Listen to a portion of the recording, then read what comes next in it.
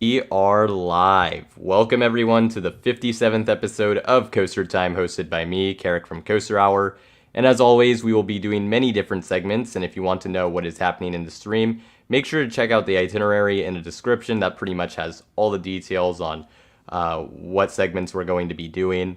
But with that being said, I am also joined today with a special guest and Six Flags Discovery Kingdom write-up and coaster enthusiast, Jackson Bachman. So Jackson, if you could introduce yourself, let us know where to find you, that would be absolutely fantastic.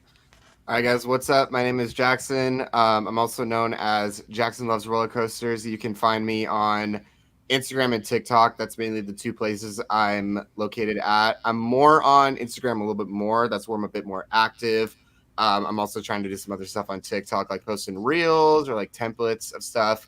So you can check me out there on those two social medias. And mainly, I like to just post about coasters, talk about thoughts. If I ever do any trip reports, I do them in there as well.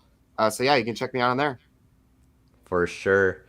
And we'll go right into the first Q&A with all of that said. If you have any questions, any questions for either of us or both of us, now would be the time to ask, along with by yourselves.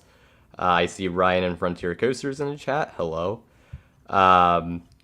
But also let us know in chat if audio is good, just to make sure on that front.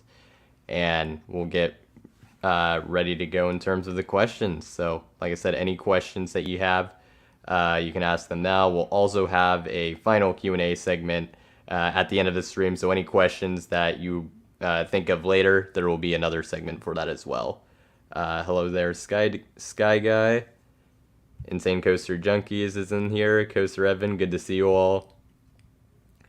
Frontier Coasters asked about the first question.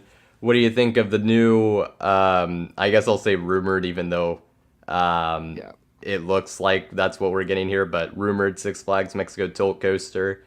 Um, just assuming it's the one we're going off of rumors wise.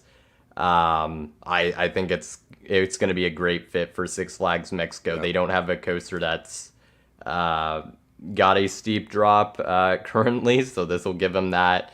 And it's going to be a very unique park coaster for the area and for the park lineup itself. So I think it'll be a great fit. Yeah. You have any thoughts on this, Jackson? I didn't think that Six Flags Mexico would pick up on this model because I believe it's the Energylandia canceled tilt coaster that they're getting because it's like pieces of the track. Yeah, as you mentioned, I think it's gonna be a great addition for the park. Should be very unique for the Mexico area since there's nothing like it in that area. And it should probably be one of the better coasters in the park. I know that you've been to Six Flags Mexico and you really like Superman and Medusa. So I'm very interested to see what it would place among those two. And if people would like it more than Medusa or Superman. I think I think it's gonna be a very big like sort of public crowd pleaser. I would at least like to think so, since the dive coasters have served that purpose, and this is a Yep. very similar kind of model.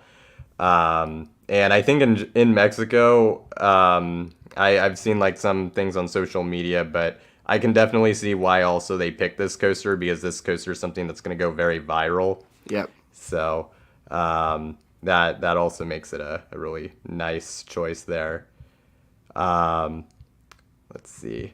Thoughts on Waldemir removing Spider for his Imperial Nebulas? You're excited for it. So that was announced this week. I have done a spider attraction at Oaks Park. They're not for everybody, but they're like a classic ride. They're more of them are being removed, understandably, for like probably maintenance reasons. But I thought it was a fun ride. But putting in a Nebulas, I've never done one of those, but they look pretty cool. So it seems like a good addition and replacement for Spider. And then Jackson, do you have any thoughts here? Not really any thoughts. I don't think I really ever experienced Spider or Zamperla Nebulous. And I know I've heard of Waldemir, and I know that Insane Coaster Junkie loves it. So I don't really have much thoughts on it, unfortunately, but the Zamperla Nebulous does look like a pretty good ride. Yeah, definitely a very eye-catching attraction for sure, just in terms of visual presentation. Very well done there. Um, Playland Fresno. Technically, Actually, technically, you could say if you go off of parks with coasters, I think Blackbeard's is actually closer to me. It's an FEC with E&F Miler. But Playland Fresno is also like very close to me. So I consider Magic Mountain my home park though, just because like it's the closest like truly major park. Well, that in Great America, but I go to Magic Mountain more. I'm like in between the two. So uh, to answer this question, like sort of basically. Um, oh, this is I think for both of us. I'll let you answer this first. On a scale from 0 to 10, how grateful do you feel to have your home park as your home park? Oh, this is an interesting question, but I personally, out of 10, I'd say probably 7 or 8. I think that for what the park is, I really enjoy the atmosphere of the park. While it's one of the lower Six Flags parks in the chain, I think the ride lineup is really solid. Like the top two is really good. And then just the aspect that we have animals at the park too, like it just makes the park stand out from the other parks, especially in the Northern California area, because you have Great America and the Boardwalk. It makes it like stand out in a certain way, which I really do appreciate. And it also like I'm very grateful for it because I work there. So just having it like really close is an option for me. Like, okay, I have this as a job that I can do. Like, I just feel very grateful that because I'm a coaster enthusiast and I'm part of the like roller coaster scene, I get to work with these types of rides. It just is, it's really nice. And I'm very grateful to have it as a home park that I not only can go to, but I also can work at as well. For sure. Uh, and in terms of, for me, what I consider my home park as Magic Mountain, granted, it's like 2.5 hours, 2.5 to 3 hours from me, so kind of stretching the definition of a home park, but Great America's about the same as well. Um, I would still say like it'd have to be like pretty high, like a like 9 at least, probably out of 10, maybe more so, just because that's such a coveted park for people to go to, and is honestly kind of a nightmare to plan around. To be honest, it's like man, I'm very lucky to have this as my home park because I Mm-hmm. would, knowing what I know about it, I'm like I don't know that I would be super excited to have to try to plan to squeeze this in along with like all the other great SoCal parks if you do a trip in that area. So it's gonna be pretty high for that reason. So I'll go with a 9 there. It would probably be higher if I was like actually like closer, but still got to be pretty high there. Alrighty. Buy or sell, we will see a new custom Vekoma hypercoaster within North America announced in the next 5 years. Hmm. Uh, there's not a whole lot of parks that I think could realistically get this. Like the only ones I can think of is, or even like a hypercoaster in general. Like I mean, I guess people would like to see Hershen get a hyper. Would they get it from Vekoma? I'm not super sure. There's not really a ton of other parks where something like this makes sense. So as much as I would like to see it, I am going to sell, just Yeah. because it's very specific. So I'll sell for that reason. Jackson, what are your thoughts here? Uh, I personally have to sell as well. I personally see a Vekoma Hyper maybe being more common, maybe in like Europe or Asia or that area or in the UK. I could see a Vekoma Hyper, probably not in North America because there's B&M that you can go with. There's Intamin if some companies are willing to work with Intamin because I know that Intamin hasn't really been in the US recently, in terms of like Six Flags or Cedar Fair. But I feel like SeaWorld or Hershey may want to go with Intamin or B&M as their main hyper model instead of Vekoma. But maybe I'm proven wrong. Maybe we see one in 5 years. Maybe a park jumps on it. But at the moment, I have to sell as well. Yeah, it's just I would love to see it. I'd love to really just see any become a hyper exist. I because that Hyperion pitch they had, I thought looked quite good, and it's a shame that there isn't a park out there that's given him a chance. But I think they will get it at some point. Just probably not in North America as the first one. buy or sell. Most parks will have some form of a chaperone policy within the next 5 years. Well, considering the recent news that we'll discuss in a bit with the merger, and the idea that this could get implemented to more parks within the legacy among the legacy Six Flags parks, along with just other ones. This is becoming more and more common. I mean, the Fun Spot parks even put one of these in. That's pretty crazy, honestly. The one they have, if it isn't like a temporary thing. So I will definitely buy this. This just kind of seems inevitable, Yeah. which is unfortunate. I know for a lot of people. But I think you just kind of look around and it's becoming more common. So I'm gonna buy this.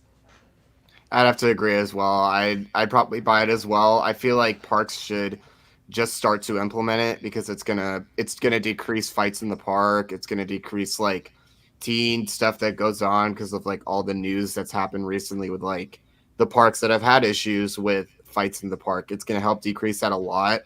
Um, and it should help out with like keeping groups together and not having like kids wander off on their own without an adult. Like it should really help out a lot. So I definitely have to buy it as well.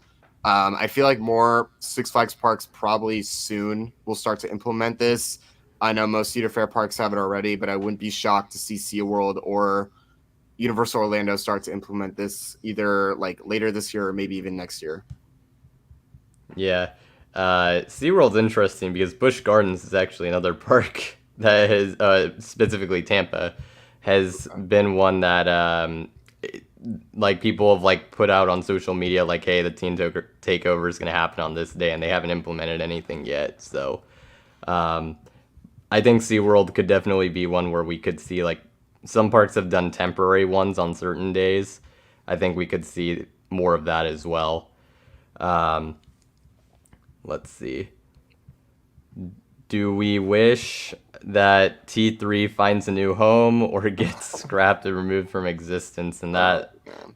also is kind of because the track, it appears to be heading east, so you would think it's being shipped somewhere, but someone took a picture of the supports back at the Kentucky Kingdom parking lot, and they looked like they had torch marks, so I'm not even really sure what's going on there, really.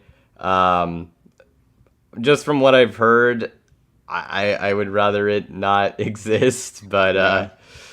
uh, we'll see what exactly happens with T3. That being said, like I have not ridden it, so I saw it physically last year, but I have not ridden it, so I can't speak on that. Jackson, your thoughts on this?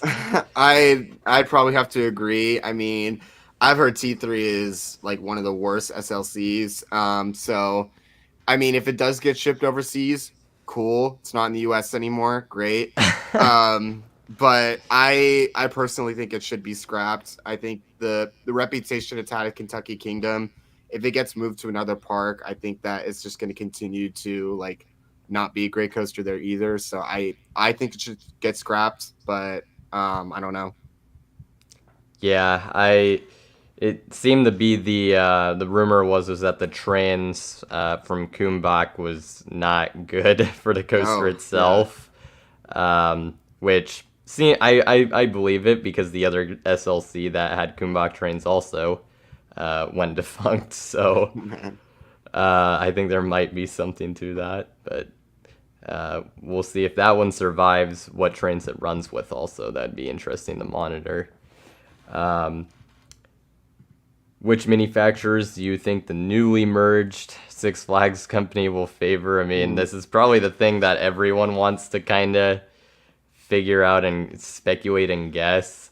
Um, I mean, just because Cedar Fair is, I think, sort of on like the corporate like highest places is like more like I think there's more people there. I imagine that like B&M we're still gonna see quite a bit Hmm. in terms of working with them. Um, outside of that, honestly, it's I think kind of a big question mark. Just because I don't really think I know Six Flags has been working with Vekoma recently a decent bit, but I think a lot of those rides were leftovers from other places, which makes it hard to really see like what exactly to make of that. So I don't really know outside of that. Jackson, what do you think?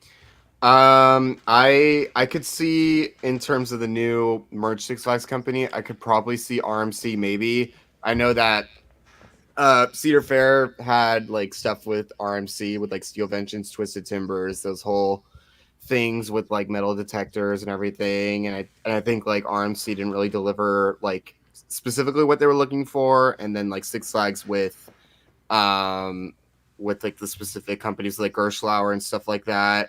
So I think I'd like to see some more B&Ms. Hopefully Intamin can make a return in this whole thing and like they can like make some more like of those newer rides because I know like Intamin has been like one of the biggest problems back in like the 2000s 2010s. So I'd like to see probably B&M, Intamin, RMC, and then maybe like Gerschlauer possibly, even though like with the whole lawsuit that happened with like New Texas Giant. So that's kind of my thoughts. Yeah. Okay. Yeah, those would be both interesting to just kind of see where they're at. And my understanding is that like I'm not 100% sure on this. I've never been on this side of it, but I know like the individual park management and stuff they do have. I mean, I'm pretty sure they are heavily the ones that are like kind of picking the rides or like they try to, and then it goes to corporate and they kind of decide from there. Mm-hmm. I think my understanding. So hopefully, just in general, we can get a little more variety. I think would be a nice thing to see in general. Okay. Let's see. Buy or sell. We will see a new Invertigo 2.0 model. Okay, so like the Oh, like yeah, the Vertigo at Kings Island. Kings Island. So like the suspended boomerang. That's Boomerang. not the giant inverted one. Um, I'm gonna sell this simply Yeah. because the the new models that Vekoma has been making, well, the flying coaster that wasn't exactly the most successful thing previously, but the SLC and now the STC and then the boomerang and the super boomerang, they're like sort of reiterations or reimaginings of previous very successful models. Mm-hmm. Whereas the Invertigo, like only a few of those were ever built, so I don't think there's much demand for a new one. So I'll sell that for that reason. I'd have to agree too. Like I just think it's a little bit of an outdated model, and it just doesn't really make sense to bring it back when they have successful inverted models they can use, as you mentioned, that could easily sell to other parks and could be a better option than just reinventing the Invertigo with the newer track that they made. So I'd sell too. Yeah, I think there was a concept at one point for a family Vekoma suspended coaster that was actually gonna have a shuttle layout, but that never came to be. Okay. Um, there was, I believe, one park that was at one point planning to build one, but that didn't end up working out. Um, I never rode Harley Quinn Crazy Coaster. Did you ever get to I check it did. out? Funny enough, I drove by the park because I was visiting the Northern California area. I drove by Discovery Kingdom in 2021. I didn't go. I just drove by it before, and I saw the ride before it got removed. And then when I fully went to the park, starting like January 2022, that's when it fully got removed and like taken out. So I saw it when it was SB&O, but I never rode it, and I heard it was trash. Yeah. I got to see it cycle, not with people Okay. on it, but I did get to see it cycle in one of my visits. Oh my gosh. I think it like cycled once or twice that day, and then that was just it. Wow. To be fair, they've actually dressed up that area pretty nicely. I think They did. Yeah, they did. compared to like I know people were giving Kennywood flack a few years ago when they removed their flat rides, and it's just like, oh, there's just a hole in the ground and that's it. But uh, I'll mention that, but never rode it. Um, Buy or sell Lakeside Cyclone. This is in Colorado. Very old wooden coaster. I think over 90 years old. will reopen, but under heavy restrictions. So it's actually my understanding that, based on recent articles, the park has said they have been working with the state to um, get it up to standard and regulations, and they said they would like to open it, I think, by like late summer. That seems ambitious, so I don't think it's gonna happen that soon. But considering there's an effort being made there, I will buy that it reopens in the near future, maybe like next year or something. But I'll buy it. I don't have much thoughts on it, so not much I can say about it. Fair enough. Pretty obscure wooden coaster that not a lot of enthusiasts have actually been able to check out, especially recently. Hmm.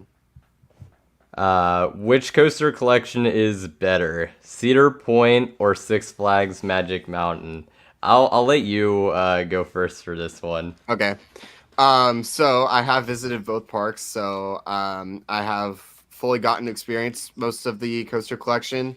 Personally, between the two, I kind of go off like what lineup has like not just the most coasters, but like what's like the deepest lineup, like what has options for like thrill coasters, family coasters, and like kiddie coasters.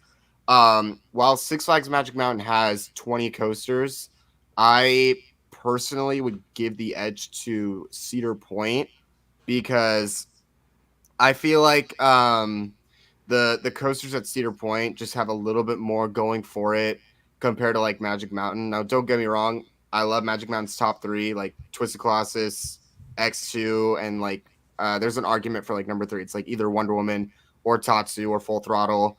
But I feel like Cedar Point's top three with like Steel Vengeance, Maverick, Millennium Force is just a little bit better than Magic Mountain's top three. And personally for me, I think a lot of the like supporting coasters like Raptor, Rougarou, Valraven, those ones, I like them a lot more compared to like the supporting ones at Magic Mountain. Like I think Rougarou's a little bit better than Scream. I think that Raptor looks a lot better than like Batman. Valraven's a pretty good dive coaster. Gatekeeper's a great wing coaster. So I'd give the edge to Cedar Point, but I can't see the argument for people thinking that Magic Mountain might have the better lineup. So the interesting thing here is, and people can kind of call me a homer for this, but I actually would say Magic Mountain in this case. However, there's so for Magic Mountain, I've ridden every coaster there except Magic Flyer. That's Mm, basically irrelevant in terms of consideration. And then for Cedar Point, I went in 2019, so I do not have Wild Mouse or Top Thrill 2 or Wilderness Run. I wasn't able to get that, but I have everything else. So the only thing is Top Thrill 2 might, depending on how good that is for me, that may swing things because I actually thought Cedar Point had a better lineup when Top Thrill Dragster was open. okay. But because I was a huge fan of Dragster, it was actually my number two coaster there. Oh my gosh. But now with it having been gone completely, I had it Magic Mountain over, and now that Top Thrill 2 exists, I can't say is open currently, but hopefully they figured it out, and future months to probably really looking at next year realistically Yeah. is a much better year, and it's able to do better from there. But I think Magic Mountain, um, I think the like highest end of the coasters, the top four at Magic Mountain is stronger than at Cedar Point in terms of X2, Twisted Colossus, Tatsu, and Wonder Woman, Flight of Courage compared to Steel Vengeance, Maverick, which is a really good top two. Don't get me Yeah. wrong. Yep. But I think after that it kind of falters because then it's Millennium Force. I guess actually would be my three over there at that point, which is kind of nuts. And I actually think Raptor would be my four there at this point. So, and then even overall, I think Magic Mountain they have like a lot of coasters, but the one thing I will say is there's 16 like non-kiddie coasters. I actually wouldn't call any of them like bad. They're I think at least all okay. Whereas Cedar Point, I I thought Cedar Creek Mine Ride was really, Okay. really bad on my one ride for whatever that's worth. And then I think that Corkscrew, I actually would rank Corkscrew below anything at Magic Mountain with the Okay. 16. Even though I actually think Corkscrew's okay, but It's decent. Yeah. um, the one airtime mill is pretty nice. Yeah. Yeah. Just besides when you land back in your seat in the valley, and then the vertical loop, the end of that, the pullout's pretty brutal on that. But Mm, otherwise, it's actually okay. But I think Magic Mountain, I prefer their top end and even like their middle more than Cedar Point. But okay. I have some weird opinions on Cedar Point. Like I did not particularly enjoy Valraven, Interesting. for Okay. example. But yeah, so let's see.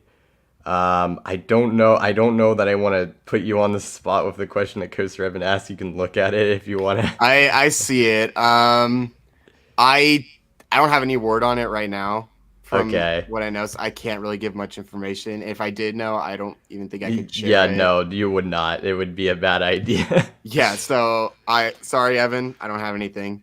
Yeah, we'll avoid that one. And then Jason asked favorite ride at Discovery Kingdom to operate of the ones you've done. Yeah. So out of all of them, I have gotten the chance to operate Medusa, and that is probably my favorite one by far to operate. I just love the loading process for it. It's very simple. Just pushing down the over the shoulder harness, buckling the seatbelt. The whole dispatch process is really fun too. But the main ride I operate is Sidewinder Safari, which I've been at since opening. So I'm an OG at that ride. That ride's also very for a wild mouse. It's pretty fun. Me, especially at panel, which is like one of the like big parts of the ride. Panel operating at that ride is really fun to do, but capacity kind of sucks for it. So that's kind of the one downside of that ride. Whereas like Medusa like has a better capacity, and that one's like not too stressful and having to get as much trains out as you can. Um, so I'd say probably just for like not like the simpleness of it, but also just like the loading process, probably Medusa, but like just probably the memories I've had at Sidewinder has also just been the best for me personally. Nice. Yeah, I mean, I have not operated anything, so I can't speak on any of that, but some good insight there and for Medusa and Sidewinder, so that's good. Um, let's see, and then I'll answer up to Sky Guy's question, and we'll move on to the news, which will Okay. be a little shorter for those watching, just because we did a stream recently, so not as much has come out as of late. Um, for the zip question, I don't think so. Unfortunately, that ride looked a little too insane. Old wooden coaster at Oaks Amusement Park that I found out about a few weeks ago. Um, Cedar Point has a better top half of coasters. Magic Mountain has a better bottom half. Or I guess in your predictive opinion. But yeah, that works. Also, Jace, are you back from the trip you did? I won't spoil where you went. Ooh, all right. I'll just say the trip you did. I'm just curious. Almost did. That would have been bad. Um, and then Michael, nice to see you here. I'm an Atlanta Falcons fan, so that's the question. I'll just make it quick, just because we're on a coaster enthusiast stream. Uh, I hope we make. I am expecting that we make the playoffs at least. Anything beyond that is, I think, house money pretty much. But making the playoffs and at least getting a winning record, I think, is a must for the team at this point, just with the way it's been built up. Um, and then, do we think that Marineland will ever operate again with its rides? So, it's not currently operating with its rides. It's Mm-hmm. undergoing transfer of ownership. Actually, I forgot about that last stream. Someone was asking about it. It's ownership transfer. I'm Mm. not sure who the new owners are, but that's what's going on. Yeah, I think it will. I think it's just kind of a weird just transition. So it was just kind of they weren't able to open those or get that ready to go. I'm not really sure what would be needed there, but I imagine they will be running its rides next year or in the future, just because that's a pretty significant aspect of that park. So Hmm. yeah, I think so. If you have anything to add to that. Not much, but I do want to say if I want to see the rides open back up because Dragon Mountain looks great, and then the drop tower having views of Niagara Falls is like really cool too. So I want to see the park open up again. Because it's a great option if like you're in that area. You want to make like a quick visit, like get the 2 or 3 credits at the park. And have a unique arrow under your belt, then there you go. But yeah. Yeah, it should. I mean, and as you said, that drop tower, some of the greatest views on the planet from what I've heard. So, um, would love to see that, especially reopen. Yeah. Alrighty, but with that being said, we're gonna move on to the news. Like I said, it's gonna be a lot shorter of a segment than we've done previously. Um, but with that being said, we'll get on to the three topics of discussion for the news. So, as hinted with earlier, we have seen our first Six Flags merger changes. So, really, the things that we have seen are the removal of surcharges from Six Flags Legacy Parks that has either happened at the parks or is in process, as reported by Marcus Leshock, who's a news reporter and coaster enthusiast.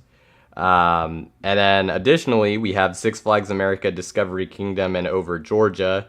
They are putting in chaperone policies that go into effect this Friday, where anyone 15 and under must be accompanied by an adult 21 or older. After 4 p.m., this will be a daily change and occurrence.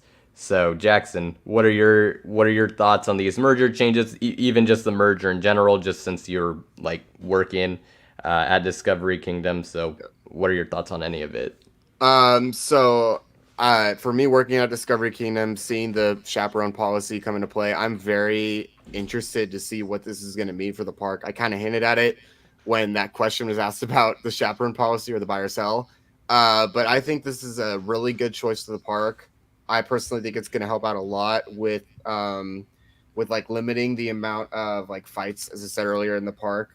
But I'm also really happy to see the surcharge removals because that is a little bit annoying having to pay like the extra like $1 or $2 for stuff, which I guess kind of makes sense if the park is trying to get money up for labor or stuff like that. But seeing all those stuff come into play, I'm very excited to see that happen, and it just shows like this merger is gonna hopefully go really well. I have no idea what that's gonna be like for me as an employee at the park. So I'm just gonna have to kind of wait until more info about the merger comes out, or once I learn stuff about it, then it will come out and I'll know. But at the moment, I'm very interested to see what the chaperone policy is going to look like when it comes into effect Friday.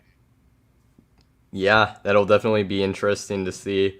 And then the surcharge thing, I mean, that's like just something, as you said, just kind of very annoying to see.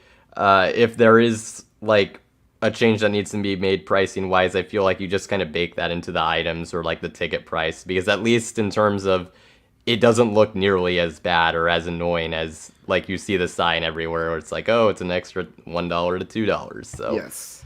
um, there. So in terms of if they have to get the money, there's other avenues to get it. I think that would make more sense. But it's just Yeah. good in general to see this change happen. So that's pretty much that for the merger. Next, we have Lost Island Theme Park. They are teasing their 2025 attraction. So this is really kind of a continuation of what they did earlier in the year.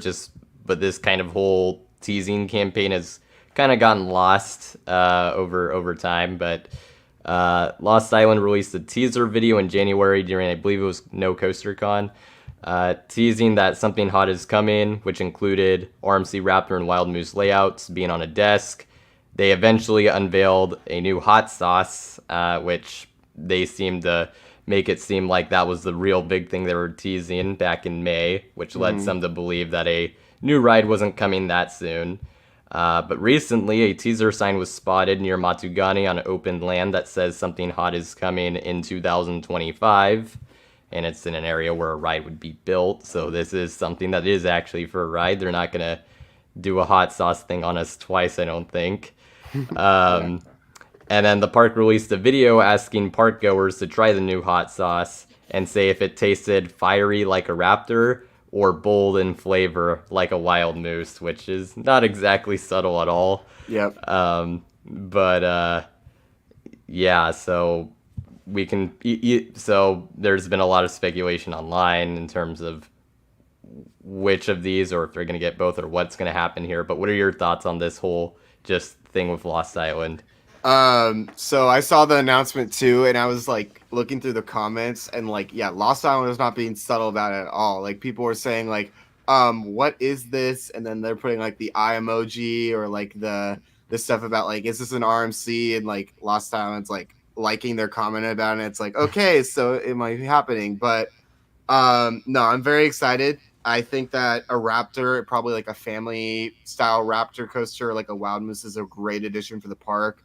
Um, they probably don't want to start going with big thrill rides yet. They probably want to start it off pretty simple, make it like more family oriented, so that like not only like the thrill seekers, but also the kids can enjoy it as well.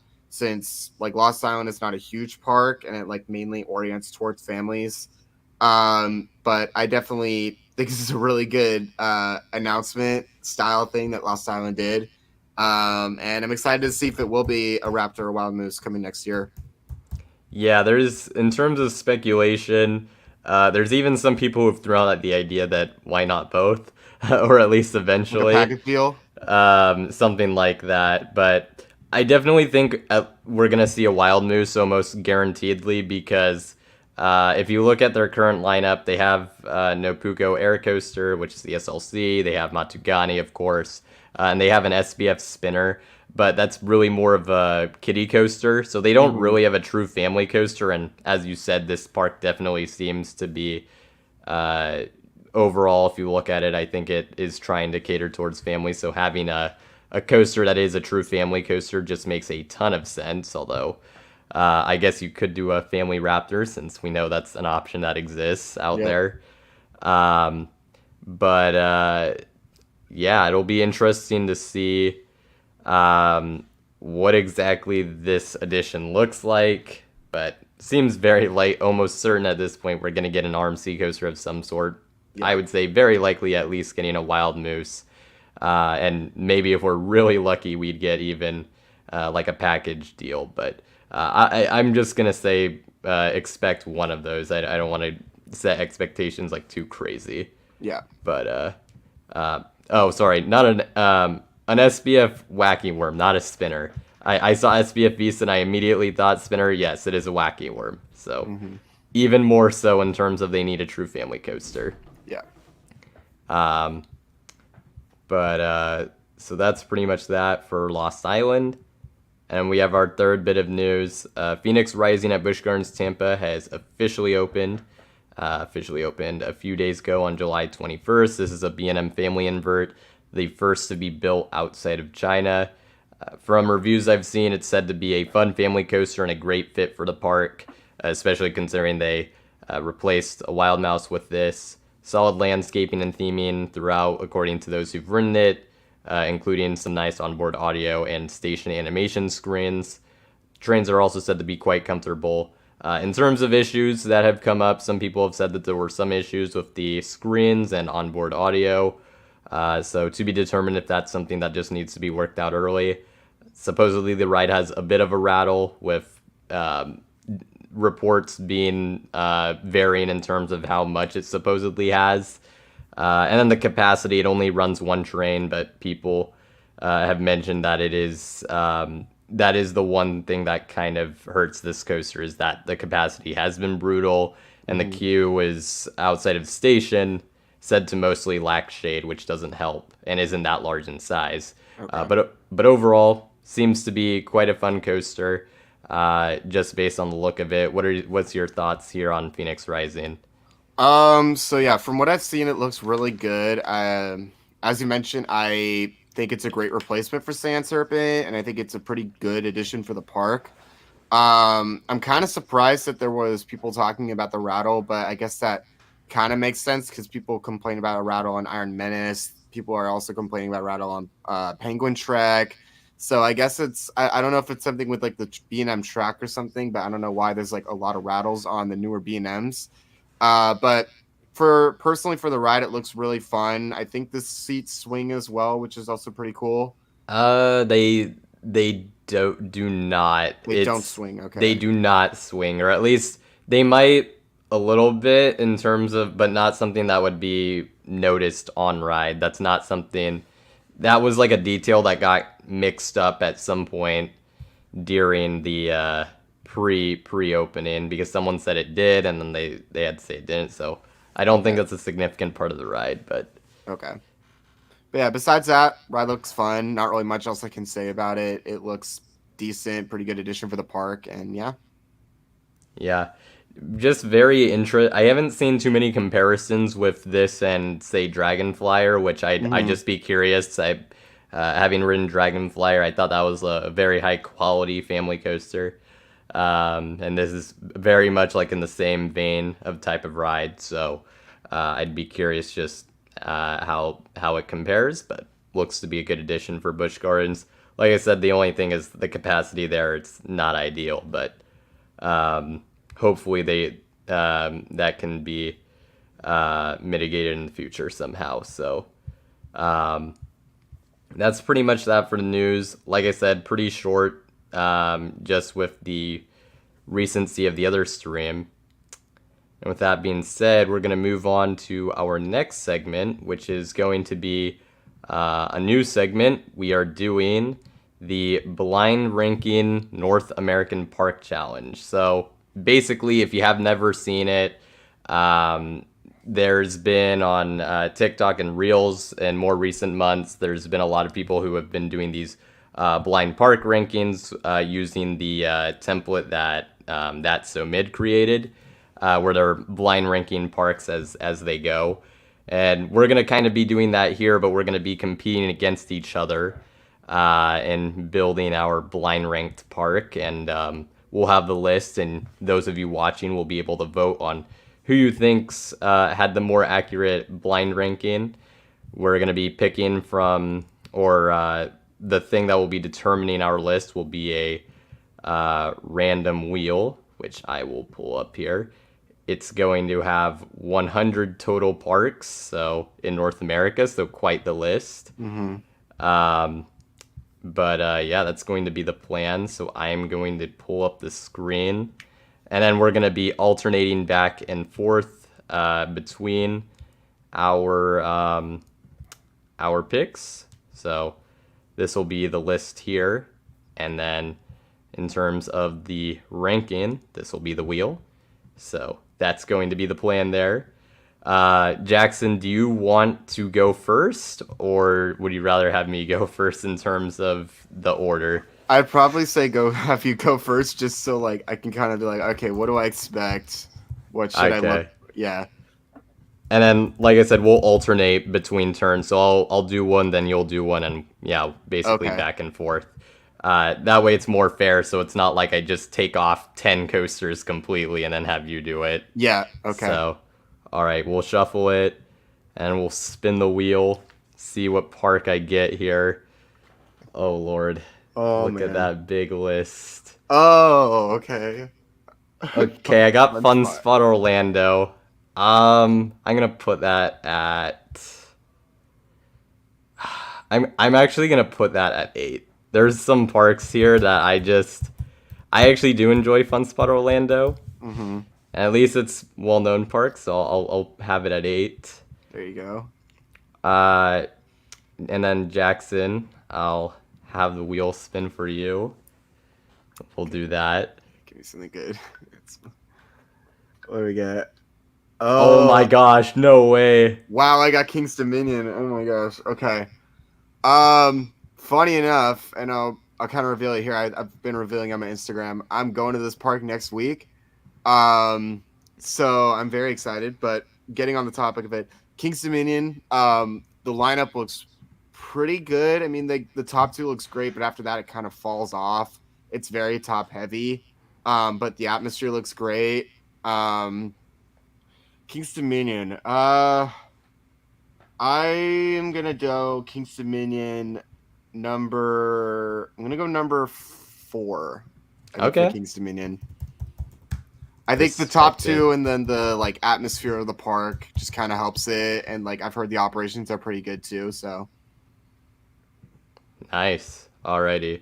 So I'll remove that, and then I'll get my next wheel spin. Let's see what on earth I'm gonna get next. oh, Six Flags. No, it's Adventureland, Iowa. Oh, Okay. okay, That seems like a 6. okay, Decent lineup. Uh, but I feel like I'll get better parks. So, yeah, yeah. although I'm trying to think, I, uh, yeah, I'll keep it at 6. That might be a mistake because I'm thinking of maybe even doing a little higher, but I'll stick with that. So, I will spin the wheel for you now. All right, There's 100 parks here, so we're gonna get some small ones at some yeah, point. yeah.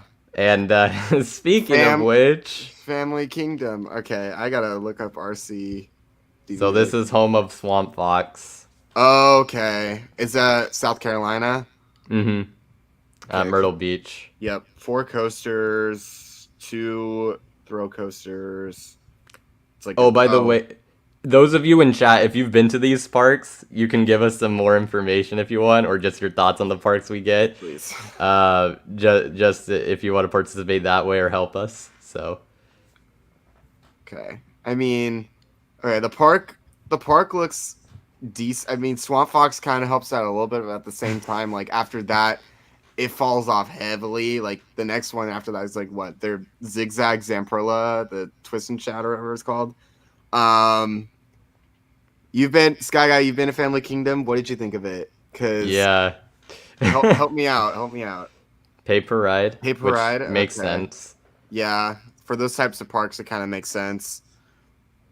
Uh, I'm not gonna go too. I'm probably not gonna go too high for it. I wouldn't say it's like fully last. Okay, I thought it was Family Kingdom's 2017. Their Drop Tower and Swamp Which Tower. isn't even there anymore. Oh yeah, well there you go. Okay. F. I'm gonna go decent. Okay, I'm gonna say I'm gonna go. I'm gonna go 9 That's for that makes sense. because like yeah, Swamp Fox is good, but after that it falls off. They just yeah.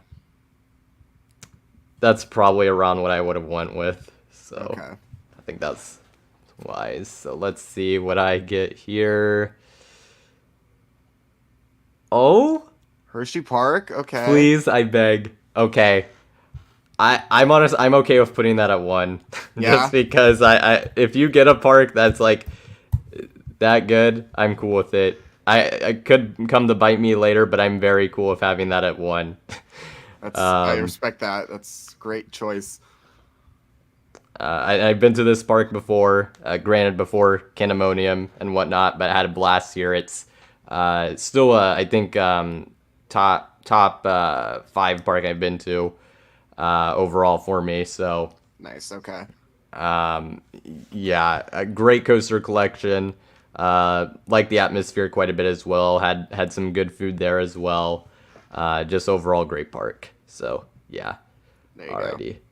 We'll do the spin for you. Oh man. That makes my life easy. Just having like the 1 is like such That's a nice definitely good to thing. have. Ooh. Okay. Animal Kingdom. That's an Hmm. interesting one. Okay.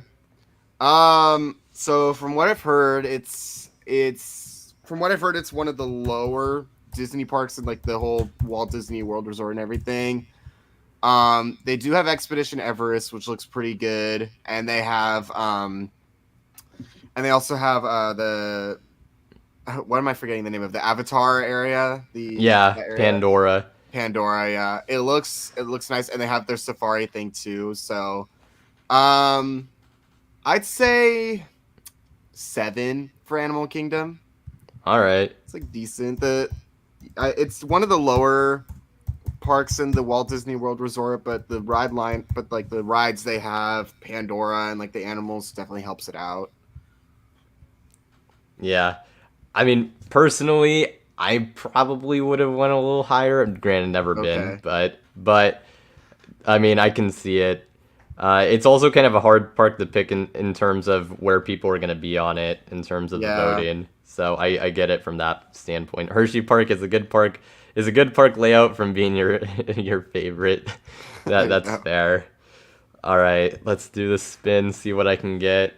Now, if I can just get like an obvious 10, that would be kind of nice.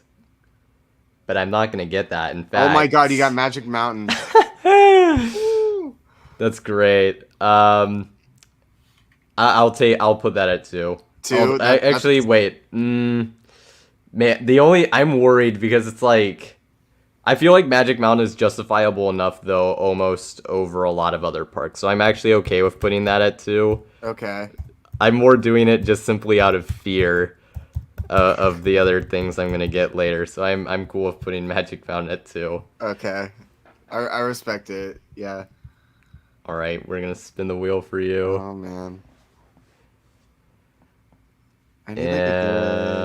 And Oh, can't is pull it gonna up. be Canada's? It It is Canada's is. Wonderland. Okay.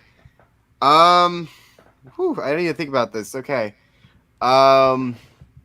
So yeah, they from what I know, they have a great top three: Leviathan, Behemoth, Yukon, the three B and M's.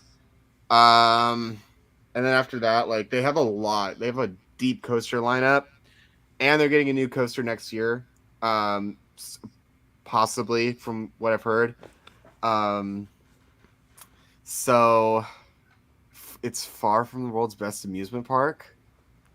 I mean, Uh, yeah, but it's still pretty darn good. yeah, like you can't go wrong with a Giga Hyper and a good dive. Like Canada's Wonderland.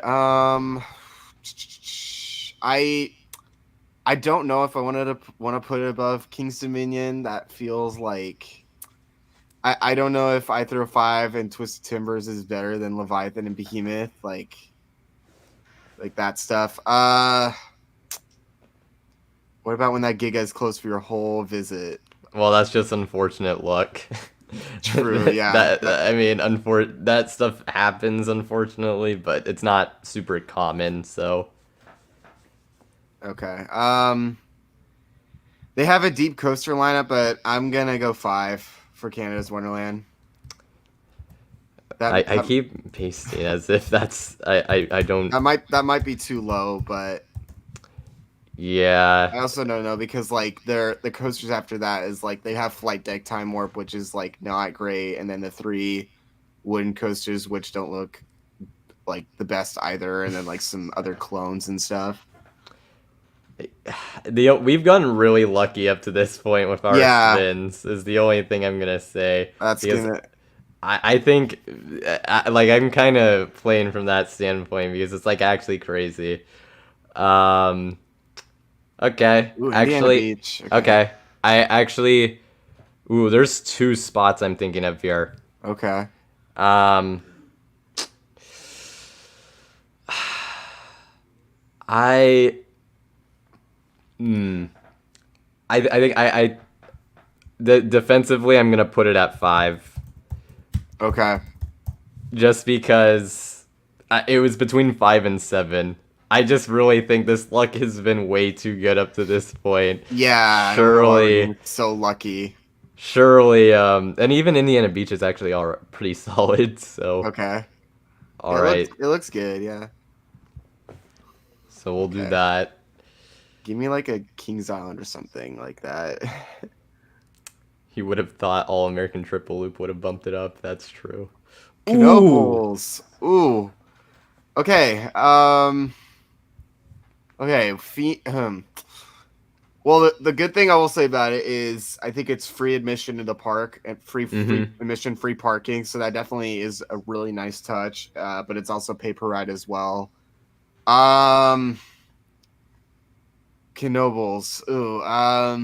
They have Phoenix that already like makes it really good in terms of all that. Um, I can't.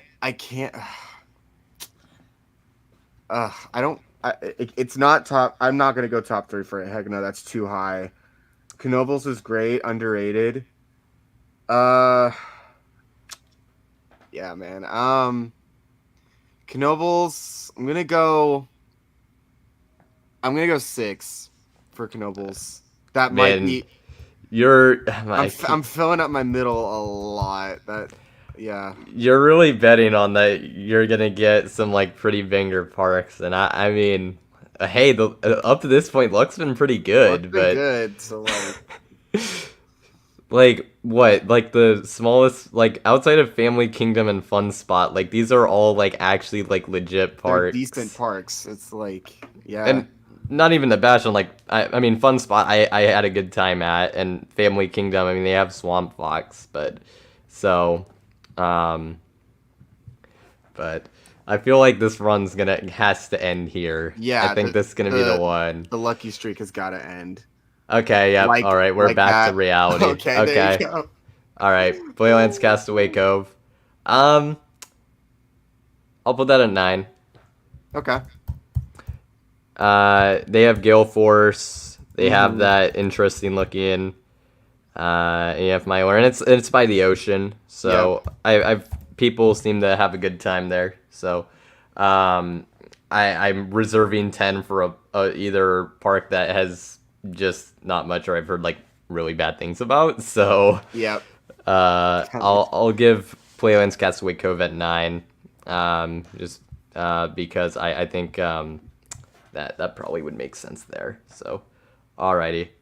Um, Now we'll get your spin in. All right. Watch this. My lucky streak has got to end at some point. Come on, man. You Oh, were right. okay. Yup. Mm-hmm. Legoland, California. Okay. Okay. Number one, Um. obviously. Oh yeah, obviously 100%. Like Dragon is my number one coaster. Uh. Yeah, I'm gonna go. I'm gonna go 10 for it. Okay. I can't put it 8 because like the stuff at I feel like Swamp Fox is like better than the coasters at Legoland. And like I went like what 11 12 years ago. I enjoyed it as a kid, but I think if I went back I probably wouldn't enjoy it that much now. I will say for Legoland, I went, um, man, I think it was like 7 years ago at this point. It doesn't feel like it. Okay. Um, but went with like I had a family member or some family members with younger kids, so I was able to go there. Besides the price, which is obviously expensive, it's actually I like it a decent bit. Obviously, it's mostly dedicated to families and kids, but Miniland's really cool. I think things are pretty nicely presented in terms of like the Miniland's really cool to look at. They have some fun dark rides as well, so pretty solid theming. So Okay. I'll say that, but yeah, in terms of this, I understand having it at the bottom there. So Yep. let's go with this spin. National Coasters in the chat. How you doing? Yep, just oh, CGA. All right. Okay. I actually I think I'm more happy about that than Cedar Point because I would have had to Yeah. put CP at 3. California's Great America, I'm gonna put that at 4. That's that Respectable. that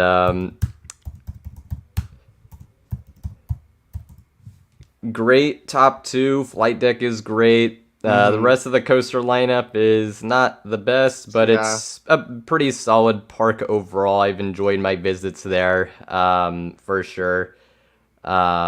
Just in general. The So operations at that park are amazing. Like my recent visits, like they've been running 2 trains on everything, which is great to see for a park like that. So yeah, that's it's been doing pretty well since also was pretty good when we went as well. So Jace vouches. exact JC are so valid for that. All right, All right. Here's your next spin. Let's see what you get. Okay. Oh, is that the one with It has Kentucky Rumbler. Kentucky Rumbler? That's right. I remember you visited that Yeah, park. I have a soft spot for it, but I wouldn't rank Okay. it that high. Yeah, I think I'm just gonna have to go 8. Yeah, Kentucky Rumbler looks better than Swamp Fox because it's GCI and everything, but after that, I don't think there's much after Kentucky Rumbler, right? yeah. Well, okay. In terms of coasters, not they have an SPF spinner and a very janky Zamperla Wild Mouse. Okay. Um, they do have a Larson Drop Tower, which is pretty nice though. Okay. But yeah, 8 definitely makes sense. I'm kind of now just hoping I get 3 good parks for top 3. Yeah, that That might be a bit rough if that happens. okay. I feel like my list has been going pretty well up to this point. Let's see what happens here. Waldemir? I think that Insane. actually Are could. you here? Insane Coaster Junkie, are you here? I Helping don't out. think so. He Oh hasn't replied no. in a bit. That's actually crazy. I'll message him later.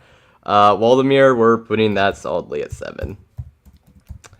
Heard pretty good things about it. Ravine Flyer 2 looks great, especially. It seems to be a pretty nice park, and I think it actually fits very well because these are parks with like some pretty large, or like a decent bit like larger. But Waldemir is has a little bit more of a ride lineup, I'd say, than these two, and definitely the better high end coaster compared to like a Fun Spot Orlando. So I'm actually pretty cool with that. Um, but next we'll do your spin. Oh man. So this is your top 3 This is my basically. top 3 basically. Oh, you might. Oh, come on, come on. Okay, that's Come on, not Orlando. Okay. okay. I'd go 3 for that. Oh, Let's I'd go 3 for. I feel like 3 is a solid spot for it. But there's definitely better parks that could be up there. But like they have a great lineup now with Penguin Trek. And yeah, it just has one of the better lineups in a SeaWorld park. for sure. Went to this park last year.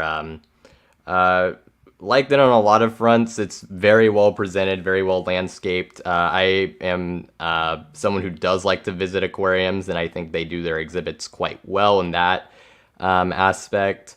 And then their coaster lineup is definitely, and just ride lineup in general is definitely quality over quantity. But Mako's an awesome hyper coaster. Yep.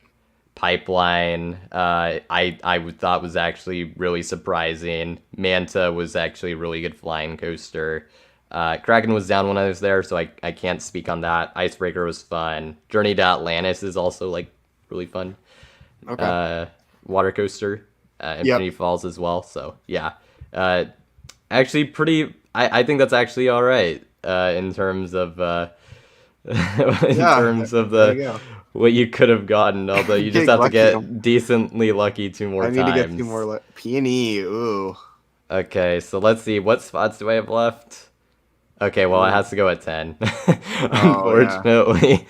Um, so Peony Playland 210 you go. Um, I've heard it can get pretty busy, but Hmm. they just added Thunderbolt recently, and Yep. they have Coaster, so seems like definitely a place I'd like to check out, but Yep. can't rank it too high. So, all right, we'll do the spin for you. This is either your 2 or 1. It's probably gonna be like a Legoland or something, or it's gonna be Fun Spot because Oh my man. god. Oh my god. Well, I gotta go too. Oh my god. Yeah, I messed up. I'm not gonna lie, Kissimmee is one of those parks that I was waiting for in terms of putting it at 10. Yeah. Um, I was only there for 30 minutes, so I can't say that much for it, but I definitely preferred Orlando based on the vibes. So, although Mind Blower I thought was the best coaster between the two, even if it is quite rough. So this decides my number 3. Oh, please Ron. be Carowin. It's LaRond. Oh my gosh. That's. I Uh, mean, it's not. I mean, compared to the parks I have behind it, it's not that bad. It's definitely not good, but yeah, it yeah. could be worse. Um, Man, I guess honestly, like if CGA and that is switched, I think that's actually relatively justifiable, but that's tough. Yep. Um, all right, and then your This is my number one. your number one is gonna be Oh man. oh what could it possibly be? Oh Lord. Is it? Oh, it's Maurice Pierce. Hey, I mean, at least they have a decent SLC, so like, I I got a guess. CCI as well. Mm-hmm. Kind of a weird one to rank just because of the whole way it's set up is kind of strange. So, Yep. but yeah, here's our blind ranking. Oh my gosh. Did not exactly go as planned for either of us. That's the part where the audience, you come in. I will also do this on Instagram. Um, but you will be voting on whose blind ranking is more accurate between um, mine and Jackson's here. So hopefully you can see the list. I have put up the poll, so make sure to vote. Um, this would have been worse 6 years ago for me. Oh yeah, for Laura. That's true. That's true. Yeah. Um, this is the story of America's best park, Maurice P. Exactly. Oh my gosh. Alrighty. So I see. We have, I think, on my screen we have 12 people in chat right now. So far, we've had 8 votes, and I have 75% compared to 25. So that'd be like a 6-2. So if I get one more, I think that's pretty much wraps. There you go. But like I said, I'll post this on Instagram as well, just on the stories. Have fun with it. That actually, yeah, true. Didn't even realize that, but yeah. Rest in peace to Jack Morey. Mm. Because that was news that came out this week. So yeah, so definitely good to see that. Thanks for keeping the community up and running. Yeah, happy to do it. And if you guys enjoyed this segment, pretty much I think at this point, just based on the poll and the viewers, I think it's safe to say I took the dub here. So was a fun segment regardless. Pretty chaotic, as blind rankings tend to be. But yeah, let me know in chat if you guys enjoyed that segment. And we'll move on to our next thing, which is going to be Guess the Coaster. So pretty much the plan for this is, if you haven't played this before, I will be grabbing a coaster, and you in the chat will try to guess it by doing clues. And actually, each of us will alternate. So I'll do this first one. I actually already have my coaster, so guess away. If I didn't say it yet, see you, Josiah. Nice to have you in chat here.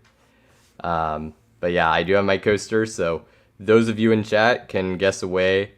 Put your clues in. And actually, Jackson, I forgot to tell you this. Since you're on here as a guest, you can put your answers in the StreamYard private chat. Yeah, just because we have like a 5 to 10 second. They have a 5 to 10 second delay. Okay. So that okay. People seem to like the segment, the blind ranking. I thought it was pretty fun. Let's see. Europe, or let's see. It is in the USA. So this is a coaster in the US. It's not at Oaks Parks, and Harry Traver has nothing to do with this one. I'm not going that obscure here. It was not a Togo. But this coaster is on the East Coast, and it is steel. So we do so far have an East Coast steel coaster in the U.S. Is it orange? No, I wouldn't really say so. No, it's not orange, but it is red. Specifically has red track, and it is east of the Mississippi River. It is not in New England. It's not King Ka. As in it's not in the New England region. It is not Fury 325. So far we have red steel U.S. coaster on the East Coast. It is not in Pennsylvania. It is not Superman Ride of Steel. It is not Maverick. It is not Magnum XL200. It's not Intimidator. It is not an Intamin. It is not over 200 feet tall. It is not Itinerary 305. Not in New Jersey. Not in Florida. Not Superman of any sort. Not Anaconda. It is not Storm Chaser. It is not Ride of Steel. It does not have any inversions, so no inversions. It is not a Gerstlauer either. It is not in New York. It's not Daredevil Dive. So I can recap again. So no inversions, less than 200 feet, red steel coaster on the East Coast. It is not at a Disney park, but it is in Virginia. So yes, this is a Virginia coaster. Not Rip Ride Rocket. It's not Apollo's Chariot. It is an Arrow. That is correct. Yes, it is an Arrow. It is not Anaconda. So we do have a... Oh, Jace got it. Oh my Big God. Bad man. Wolf at Busch Gardens, Williamsburg. Oh my gosh. Returning in 2025. But anyways, Wow. we'll see if that's actually the name they go with it, with that addition. But yeah, Jace is on the board. Alrighty. So Jackson, do you have your first coaster? I do have my first coaster, so you guys can go ahead and start guessing away. Awesome. Okay.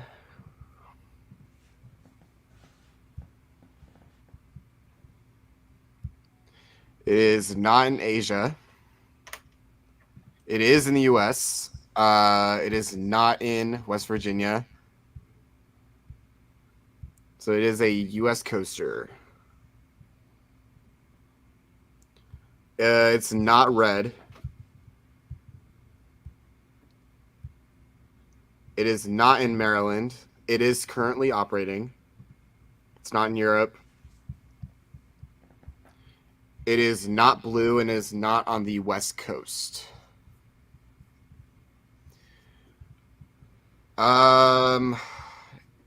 East of... I can't think of my geography well. I believe it's east of the Mississippi River. It was not. It is made by a European manufacturer. It is not in the Midwest. It is not in Minnesota. It is a steel coaster. It is not in Wisconsin.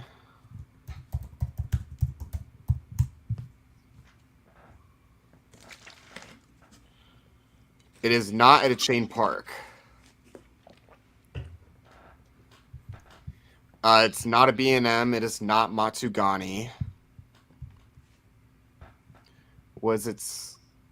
Manufacturer located in Liechtenstein. This is basically just asking if it's Intamin. No, it is not. It's not in Illinois. So if I can recap, it's a steel coaster. It's in the U.S. It is east of the Mississippi River. It is not over 100 feet tall. It is not in Indiana. It is not in Ohio. It is not Skyrocket.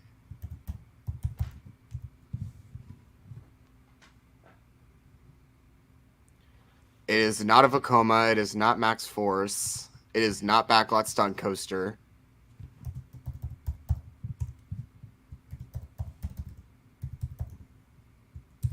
It does not have a launch. It is not a mock coaster. It is not a family coaster. It does have inversions. Okay. It is not in Missouri. It is a Gerschlauer. Okay, I'm gonna start putting in private chat now. Okay. Let's kind of cycle between both. It is not All American Triple Loop. It is not an Arrow. It is it. You got it. It is Untamed. Oh wait, or yeah, Yeah, you got it. It's Untamed. yes. But if I get it in private, I should have mentioned this. If I get it in private chat, don't Oh, don't say it. don't Okay. say it. Oh well, if someone in chat, whoever gets it first, Battle of the Frontier Fingers, Coasters. Okay. Frontier Coasters, got it. All right. That's my bad. I didn't know I was supposed to. I didn't make that clear, so Okay. I'll take. I should have mentioned that So if you more say it in clearly. private chat, it should be someone in the main chat that shows it. Yeah, in terms of getting the answer, if like I answered yours in private chat when they were the wrong ones, just because it's like ones that are like, oh, like if someone else guesses it, it's like I already got it mentioned. But if you put in if like say I get the right answer, or if in your case you're guessing in private chat and you get the correct answer, I'll tell you that you got it, but I won't say what the right is.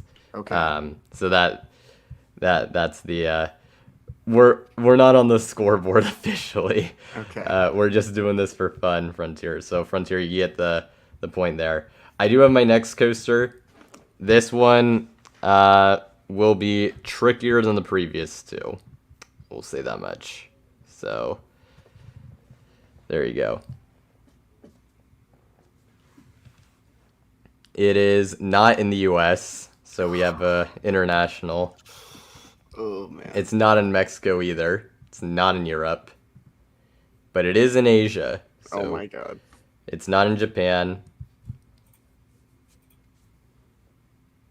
So far we have a coaster in Asia that is not in Japan, which leaves a lot out there, really.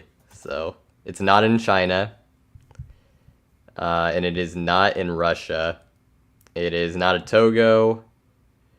It is not T-Express, but it is in the UAE or the United Arab Emirates. It is not Dynaconda, not Formula Rosa, not SNS, not... it is in the Middle East because UAE is in the Middle East. It is not called Wild Mouse or a Wild Mouse of any sort. It is not an Intamin. It is not Wooden. It is not Flying Aces. It's not Storm Coaster. It's not Hala Madrid. It's not Flying Aces.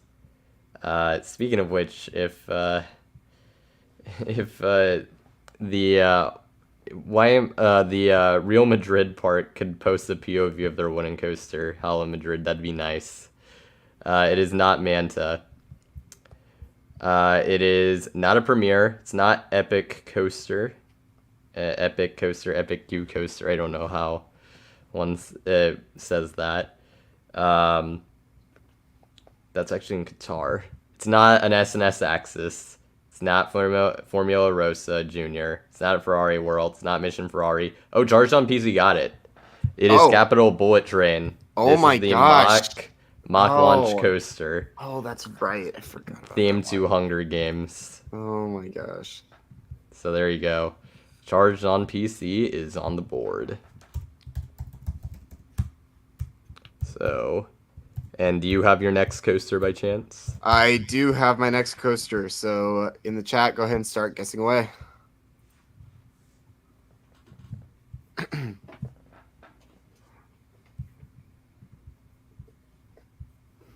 That was a good guess there, Charged on PC. Yeah. It is not in the US. Already starting off like it is in Europe. I believe that's what it is. Not in Oceania. It's not in Germany. Yes, it's on RCTP. Don't. Oh my gosh. No, it's not in Japan.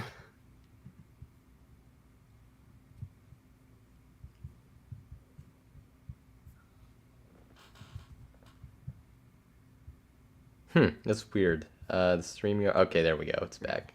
Okay, that's weird. I need to go look this up. Okay, it's not in China. It's not in Belgium. It is not a steel coaster. It's not in Germany. It's not in Spain. It is still operating. It is not in the UK. It's not in Italy. It is not in Sweden. It's not in Finland. It's not a traveling coaster. It's not in the Netherlands, but it is in Norway. Oh, that leaves like a few options. Yeah. It's not in Spain. It is not Coaster Express. It is not Storm. Okay. It is not in Austria. It's not Speed Monster. It is not a Storm again. It's not a Vekoma. Charged on PC got it first. It is Thunder Coaster. Nice. Yep. Thunder Coaster. That's a good one. Yep. So that's 2 for Charged on PC. Good job, man. Alrighty, I have my next coaster ready, so guess away.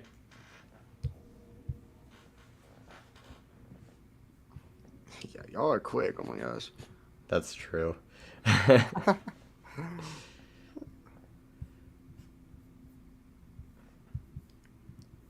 Alrighty, so let's see. There was never, to my knowledge, there was never a goose incident on this coaster. If one happened, I would not be aware of it.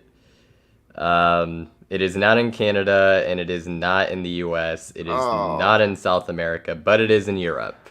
No, it's not Nessie. So we do have a European coaster. That's what we have to go off of. It is not in Sweden. It is not in Finland, not in Turkey, not in the UK, not traveling, but it is in Germany, so we do have a German coaster. So we have a roller coaster in Germany. That's all we have to go off of. If I didn't say it, it's not Bisbee Spy Roller Ship, but obviously at this point. It is steel, so we do have a steel coaster in Germany. It is not from Mock Rides. It does feature inversions, and it is from B&M. So we do have a B&M coaster with inversions in Germany. This does not feature a launch. It's not Carnin, not Wooden. It is at Heidi Park. Jackson, you actually got it. So congrats.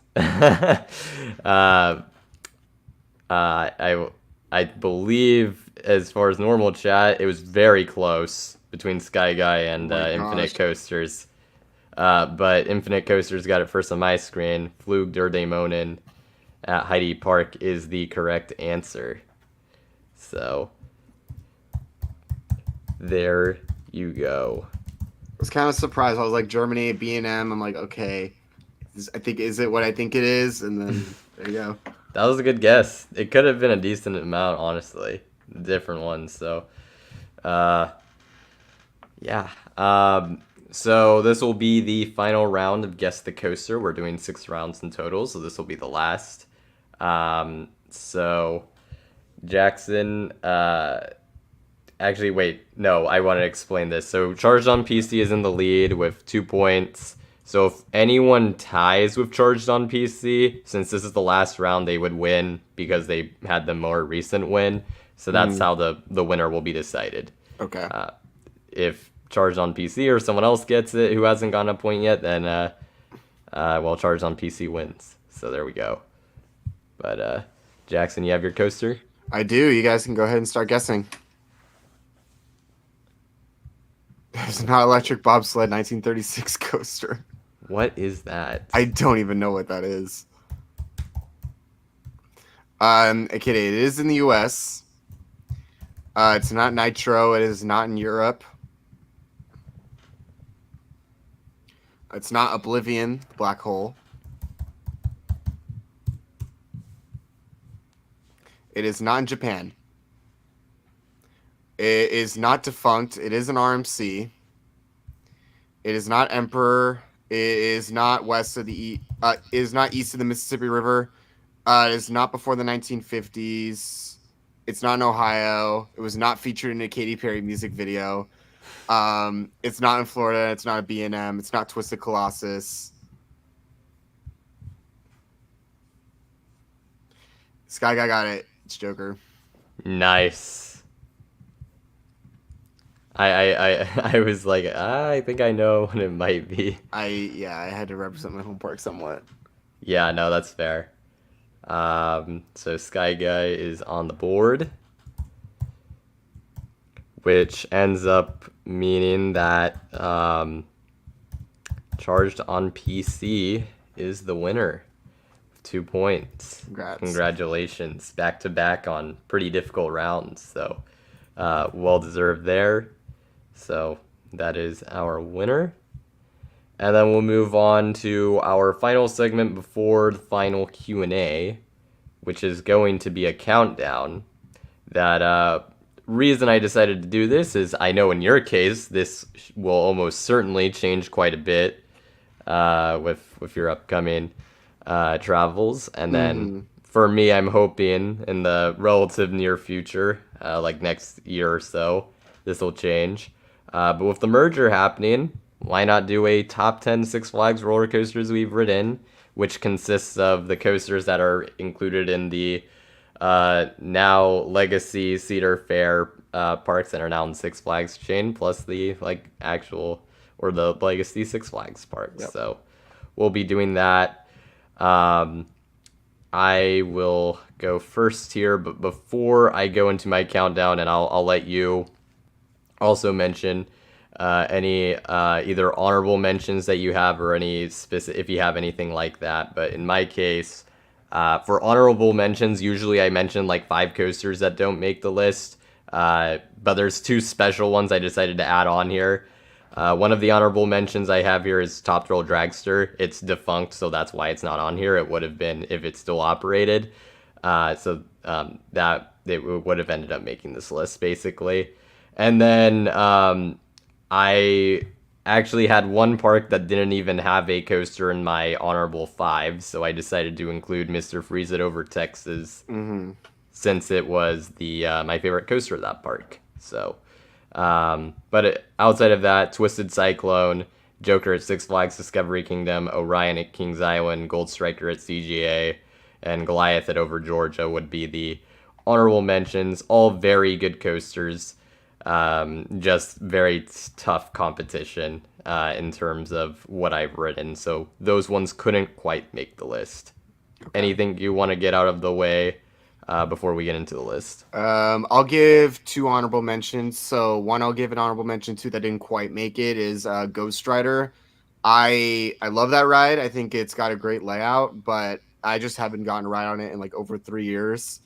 So I really need to get back to the park and re-ride because I mainly rode it when I wasn't an enthusiast. I was mainly like more like of a GP. So if I get back to the park and re-ride it, I for sure know it's gonna go up in my rankings. But that's an honorable mention. And then one more honorable mention on my trip last year to Ohio. I went to Kings Island and I rode the Beast. I really enjoyed it. I know you've ridden it and you love a night ride. I didn't get a night ride. But I still enjoyed it even in the daytime, but I'm sure like a night ride would change my opinions on it. But that's an honorable mention because I thought the Beast was still a really decent ride. And then besides that, like Accelerator, Joker, Tatsu, Full Throttle, those ones are good rides, but didn't quite make the top 10. Alrighty. And then actually, I forgot to mention this. Parks I've been to, just for the sake of people wanting to know. Six Flags Mexico went in 2019. Cedar Point, 2019. Knott's Berry Farm, last visit was 21. Kings Island, 22. Over Georgia, also in 22. Magic Mountain, I went to last year, most recently, along with Over Texas. And I just did Discovery Kingdom and Great America again this year. So those are you'll see coasters from those parks specifically. And then the last countdown we did, I tried to guess how much overlap we would have. And I forgot to mention it, but I got my prediction correct. And me and Sean's top 10 East Coasters lists, we had 3 coasters that overlapped. So for this one, I'm going to guess that we have 5. 5. Ooh, but okay. I don't know. We'll see if that's correct or not. So that's just like a little prediction. With that being said, I'll get into my number 10 coaster here, which is Railblazer at California's Great America makes my number 10 here. Best pacing of any coaster I've ridden. It is just absolutely just insanity. Not the longest ride on earth, but with its insane pacing, I mean, definitely understandable. The airtime strength is absolutely also ridiculous. Just, I mean, some of these absolute strongest airtime you're going to experience anywhere. Best elements for me include the dive loop, the off-axis hill, and the turnaround drop. It's specifically that off-axis hill is my specific favorite part of the ride. I mean, that just is, It's so good, yeah. I mean, absolutely unhinged. Um, and as I mentioned, short ride, but it's super powerful, and it is pure insanity. So I think that makes up for it. And I also want to mention, just for certain rides, I think this one's pretty well presented in terms of you can see it from a lot of different angles. Has a little bit of rock work as well, which is nice, and has like a nice presence as you're walking by it. So Yeah. wanted to mention that. So Railblazer makes my is my number 10. What is your number 10? Okay. Funny enough, I beforehand did not even know this. My number 10 is actually Railblazer as well. Oh wow. Yeah, we So don't share our list beforehand, so this is like we did not yes. share a list at all. My Mhm. number 10 is Railblazer. Yeah, it's really solid, really fun. Pretty much the exact same things you said about it. I really like about it as well. It's a short layout, but it's got great pacing, great airtime. Pretty intense as well. Like especially on my recent visits, after the off-axis hill, when it goes into like that little uphill turnaround before the drop, I grayed out a little bit on it, surprisingly. Which was really interesting because I haven't really grayed out on it before, so it was probably just running really well on the day I visited. And yeah, it's such a great coaster. My rides on it recently been so good, so yeah, that makes my number 10. For sure. It's absolutely excellent. Um and oh, I forgot I for the ones I have, I'll mention my overall ranking. I have Railblazer as like my 16th overall coaster. So wanted to mention that. Also my favorite coaster in NorCal currently. So um that as well. And then those of you in chat, if you have thoughts on the coasters we're talking about or want to share your list as well, make sure to do that. But for my number 9, we're headed to Cedar Point for Maverick, which is my 14th overall coaster. Another ride that is very aggressive in terms of it has some really strong airtime, really snappy elements with the single dives as well, and also has quite a bit of positive Gs. Another coaster as well, great pacing, relatively relentless, but difference here is I think Maverick is quite a long ride in terms of duration, so that definitely Yeah. helps. My favorite elements on Maverick include the first drop, specifically if you're towards the back, first camelback, the second launch, which I think honestly might be my favorite LSM launch I've done. Yeah. It's pretty absurd. And then the two Stingle dives as well are just so whippy. So Mm-hmm. only negative is I think the two corkscrews are kind of just in comparison to the rest of the layout.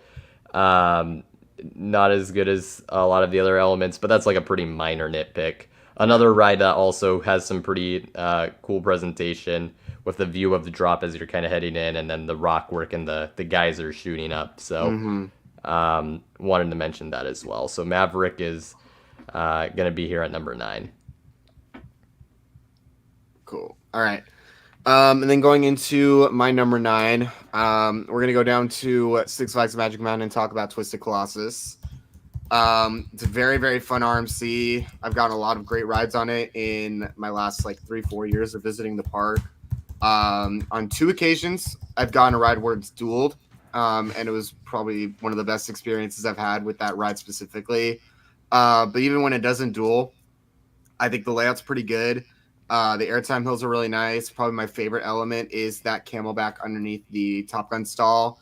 It's got probably some of the best sustained ejector airtime that I've experienced on a ride like that. And the first drops are really good too. Like I don't think they're fully vertical, but you get some great ejector in the back row off of those drops.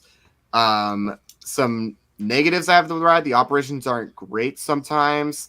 And that second lift hill after the first part of the layout is Mm-hmm. very slow. It definitely kills the ride a lot, but besides that, I still think it's a great RMC and just a great ride for the park. And just the aspect of getting a dual when you can is just, it makes the ride that much better. For sure, it's an absolutely excellent coaster. You'll see it a little later on my list. I'll just mention that. So that's already two in terms of overlapping. But very excellent coaster in general. But I do agree with specifically your the lift hill. The second lift hill, which it would be understandable if it dueled more often, but it just that isn't very consistent, unfortunately, in my experience. So uh, that makes sense. At number 8, I have Mystic Timbers at Kings Island. So this is one of those, right? This was actually my 100th coaster, 12th overall coaster in my rankings. So that was a cool milestone ride. I honestly, going in, I knew this was gonna be like a pretty good wooden coaster, but I had seen the hype out for it, and I was like looking at the POV and everything. I'm like, I don't really get it. That was before I wrote it, of course. Man, this ride is just an absolute relentless barrage of airtime. Has incredible pacing, very smooth. Honestly, probably the smoothest wooden coaster I've ever ridden. So I will say that. Another coaster that, or I guess there will be some on the list that I'll mention the night ride as being elite, but I did get a night ride, actually two of them on Mystic Timbers, and they were absolutely incredible. So if you can score one of those just with its wooden setting, it's really fantastic. And then I would say the theming is there's definitely a good effort put here. It's above the typical like chain standard. You have dedicated soundtrack that's kind of ominous, a kind of a loose storyline. And then the shed, even though when it of course opened, it was kind of like this whole controversial point, I guess, or disappointment. I think now that we know what it is and people going in like know what it is, at least as enthusiasts, it's something that can be enjoyed quite a bit. I like seeing what different creature I got with each ride. So I thought that was like a fun element to the coaster at the end. Only thing is, it's not as intense as some other wooden coasters I've done. I don't think it quite does as well in the lateral department compared to a lot of other GCIs and other wooden coasters I've done. But the airtime is absolutely absurd, and it still does have some crazy pacing, and it does have some solid laterals when it has it. It's just not its focus. So that's going to be Mystic Timbers. Jackson, what is your number 8? Okay, so my number 8 is a little bit surprising pick, but I really thought this ride blew me away when I first rode, and I know a lot of people typically hate on it. But we're gonna stay in the same park. My number 8 is Banshee. Nice. It's a very, very underrated invert, in my opinion. It's probably like, I think it's not the tallest invert, but it's got a really great first drop because it's not a pre-drop. It just goes straight into it. So the whip you get in the back row is really good. The inversions are all really good. They're pretty unique from a lot of other B&M inverts in the US. I especially really love that Heartland roll at the end. The hang time you get on that is really, really good. And then another standout element I really like the upward 0G roll where it goes like up into it, does it, and then just goes down. That's a really neat element too. The vest restraints, I honestly didn't really mind too much. They weren't really like that annoying on the ride. Like personally, I didn't find them to be uncomfortable. I thought they were pretty decent-ish. But yeah, Banshee was very solid. It's very intense. And it kind of really blew me away. I was like, wow, Banshee is actually a pretty decent invert. Like a lot of people trash on this ride, but I think it's pretty good. So yeah, it is my number 1 invert. It's a great invert, really fun. So yeah. Yeah, it's definitely it's on my higher end of the inverts I've done. So I can definitely agree with that. Evan actually has it as his number 1. We actually There you wrote it go. on the same day, funnily enough.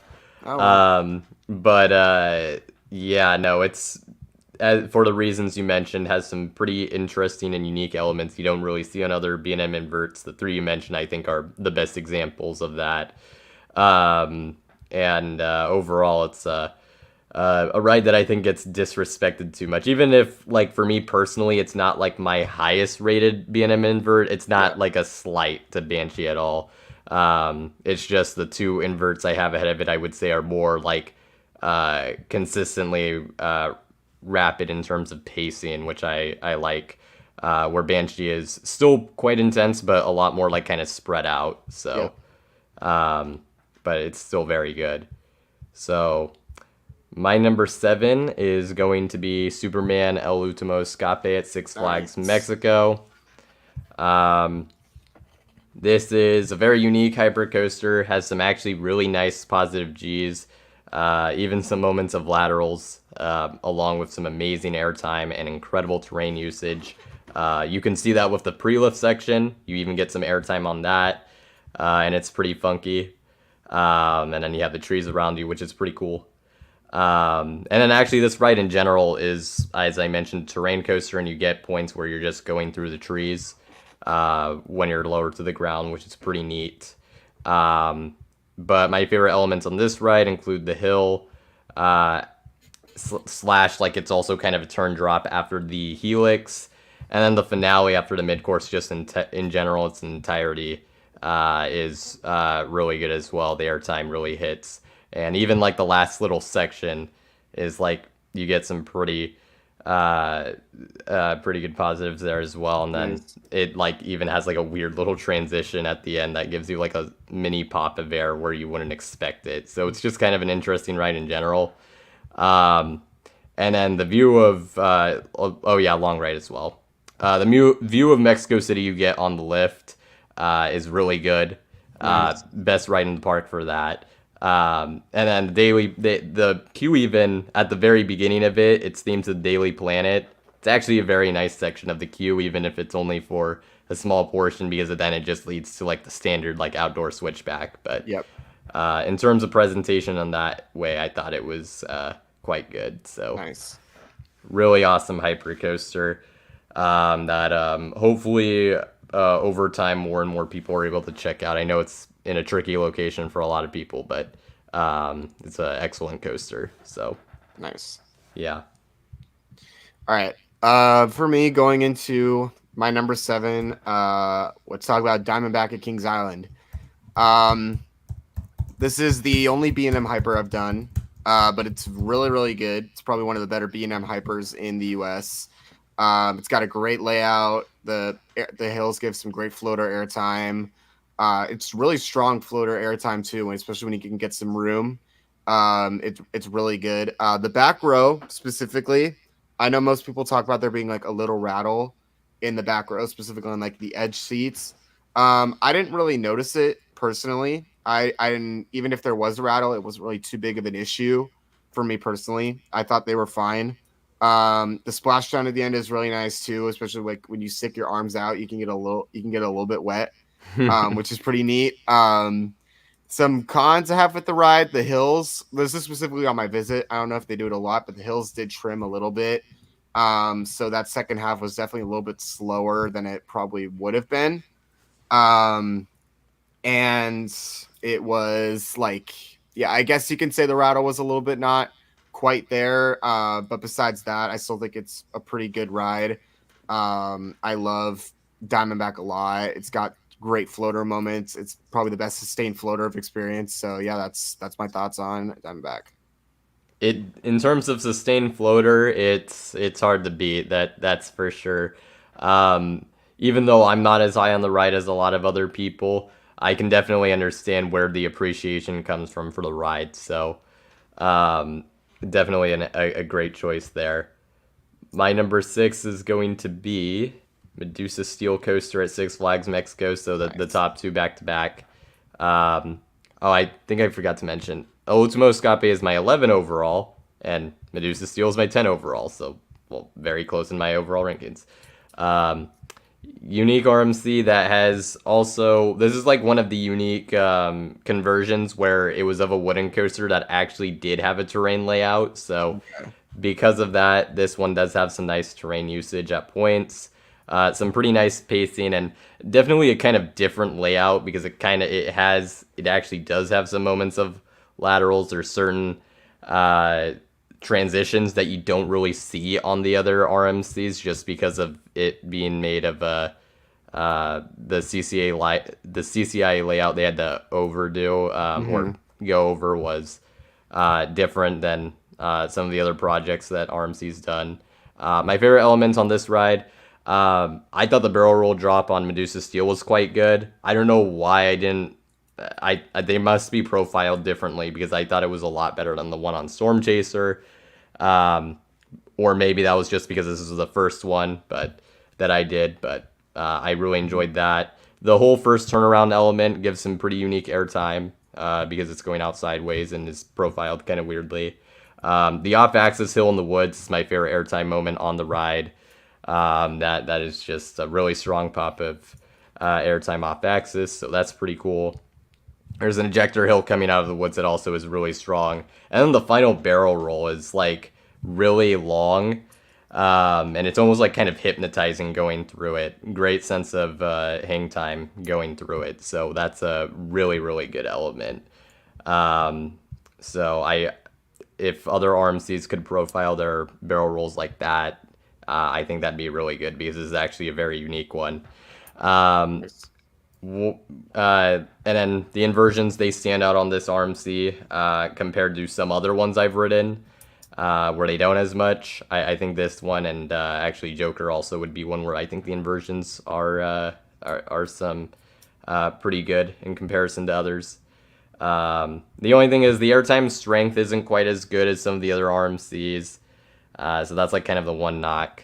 But also wanted to mention the queue has this kind of slanted building in the middle of it. It's almost like a funhouse thing. It's really cool, kind of trippy. So got to give a shout out there. But yeah, Medusa Steel Coaster. That it is an excellent RMC coaster. So comes in at number 6. Cool. All right. Going to my number 6. It is Millennium Force at Cedar Point. Being the first Giga, there's really like there's a lot more you could go up from, but being the first Giga, I think for it being the first, it's really good. The first drop in the back row is really good, and then the turnaround following that drop, I grayed out on it pretty much on every single one of my rides I've gotten on it. And then after the turnaround, while like the layout has like it's a lot of repetitive straight track or turnarounds that don't really give too much, I think the sense of speed in the front row is probably just what made it like that much better. And just like traversing around the entire Cedar Point area, I think was just a really nice feeling. And while the hills didn't give much floater, I think just the views of the park were just really neat to see. Just like looking around and seeing like all the coasters, Lake Erie around you, just especially makes it that much better. Having a Giga right next to the lake is just a really cool thing.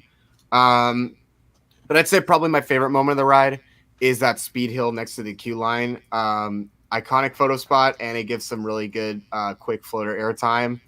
And I just also love the trains too. The T-bars on a Giga coaster is just nuts. Dropping 300 feet with just a lap bar is like kind of nuts, but it's really cool. So yeah, even though Millennium Force, I know people call it Millennium Forceless. I personally don't think it's that forceless. I think there's some forceful parts of it, and it's an iconic ride. So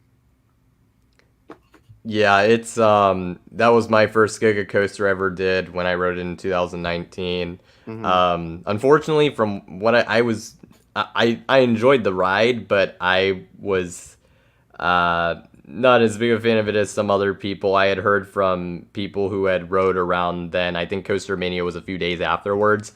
That from people who had ridden it quite a bit, it was running quite poorly for whatever that's worth. okay. And I didn't get a front row ride, so that was a massive regret. Just because I did later, I did Orion in the front row. I'm like, oh yeah, that I don't know why I didn't just wait it out. In doing that. But I will say, I understand the pick for sure. Another ride where a night ride is like really good, except for the fact that there's a bunch of bugs. Yes. So that's just the one where that's probably where you don't want to get the front row just because of that. Yeah. But I avoided it on a night ride, and that was absolutely fantastic. So, great ride overall for sure. So my number 5 is actually going to be Twisted Colossus at Magic Mountain. So Nice. the one thing I will say is I've had the rainbow of experiences on it. Even with that said, I still haven't actually ridden it that much dueling, so that actually doesn't factor in so much here in my ranking. Um, so if I just had been here like once or a few times, I'd probably actually be lower on Twisted Colossus. But another RMC that I think just very unique from like the style of it having that dueling layout, even if it doesn't always duel, with some really good top end elements, very strong airtime as well. That's quite sustained, as you mentioned. Hmm. Um, and of course, when it duels, it's a lot of fun. I think it adds something to the ride, but I don't think it like makes or breaks the ride for me, in terms of where I rank it. Because I know for some people it's like a huge difference maker in their rankings, and I could understand why. Another ride that's quite long. Best moments for me are the first drops. You have to do it twice, which is awesome. The blue side drop coming off of the high five element is Oh really yeah, good. that's a good element. Yeah. Yeah, the double down's nice too, but I just think the blue side drop is Yeah. definitely the It's much stronger. yeah, the blue side ejector hill, which is under the Top Gun stall on the green side, as you mentioned, that's also an excellent element. And I do also really like the green side Top Gun stall, especially if that is the one element where if it is doing, I think that's like probably the craziest one, Yeah. uh, just because you're seeing the train underneath you as you're upside down. So I will mention that there. The only thing is some knocks. It's not the most rapidly paced ride, especially as far as RMCs go. Hmm. Definitely a lot more drawn out elements. And then the second lift, as you said, definitely a pacing buzzkill. And then I do much prefer the blue side's elements for the most part compared to the green side. Yep. But both sides are still quite good. But still, overall, it's definitely a coaster that the more and more I ride it, and then honestly, the more and more RMCs I ride, the more and more I come to appreciate the unique elements that Twisted Colossus has to offer. So, Nice. yep, there it is. What is your number 5? All right, my number 5 is Gold Striker at Great America, and the main reason for it is because the ride is so out of control that like you have no idea what's going on. It is just absolutely nuts. The main reason also why it's number 5 is because I got rides on it kind of like right after it got retracked 2 years ago. So during that time, it was running really, really good. It was not too shaky during that time. It's definitely got a lot more shakier over the years. My most recent ride, I think last week, it was pretty shaky. I could definitely tell where it was like rattling around a lot in the potholes. But besides that, favorite elements of mine, I love the little speed hill after the turnaround after the first drop. That little speed hill next to the station is really solid. There's a little double up in the ride. It's like after the turnaround over like by the midway. It goes into this little like quick double up. It's really solid. And just besides that, there's like little off axis airtime moments that GCI threw into the ride. That's like when it's turning, it kind of gives you like lateral airtime. It's really intense. It's really fun. It's a great GCI. As I said before, some cons. It is shaky. It is pretty rough. And the potholes are very noticeable. So the park should definitely improve in those areas, in those potholes where the ride just shakes around the entire train and it's very uncomfortable. But besides that, Gold Strike is a great GCI, very solid for the park. It's a great addition.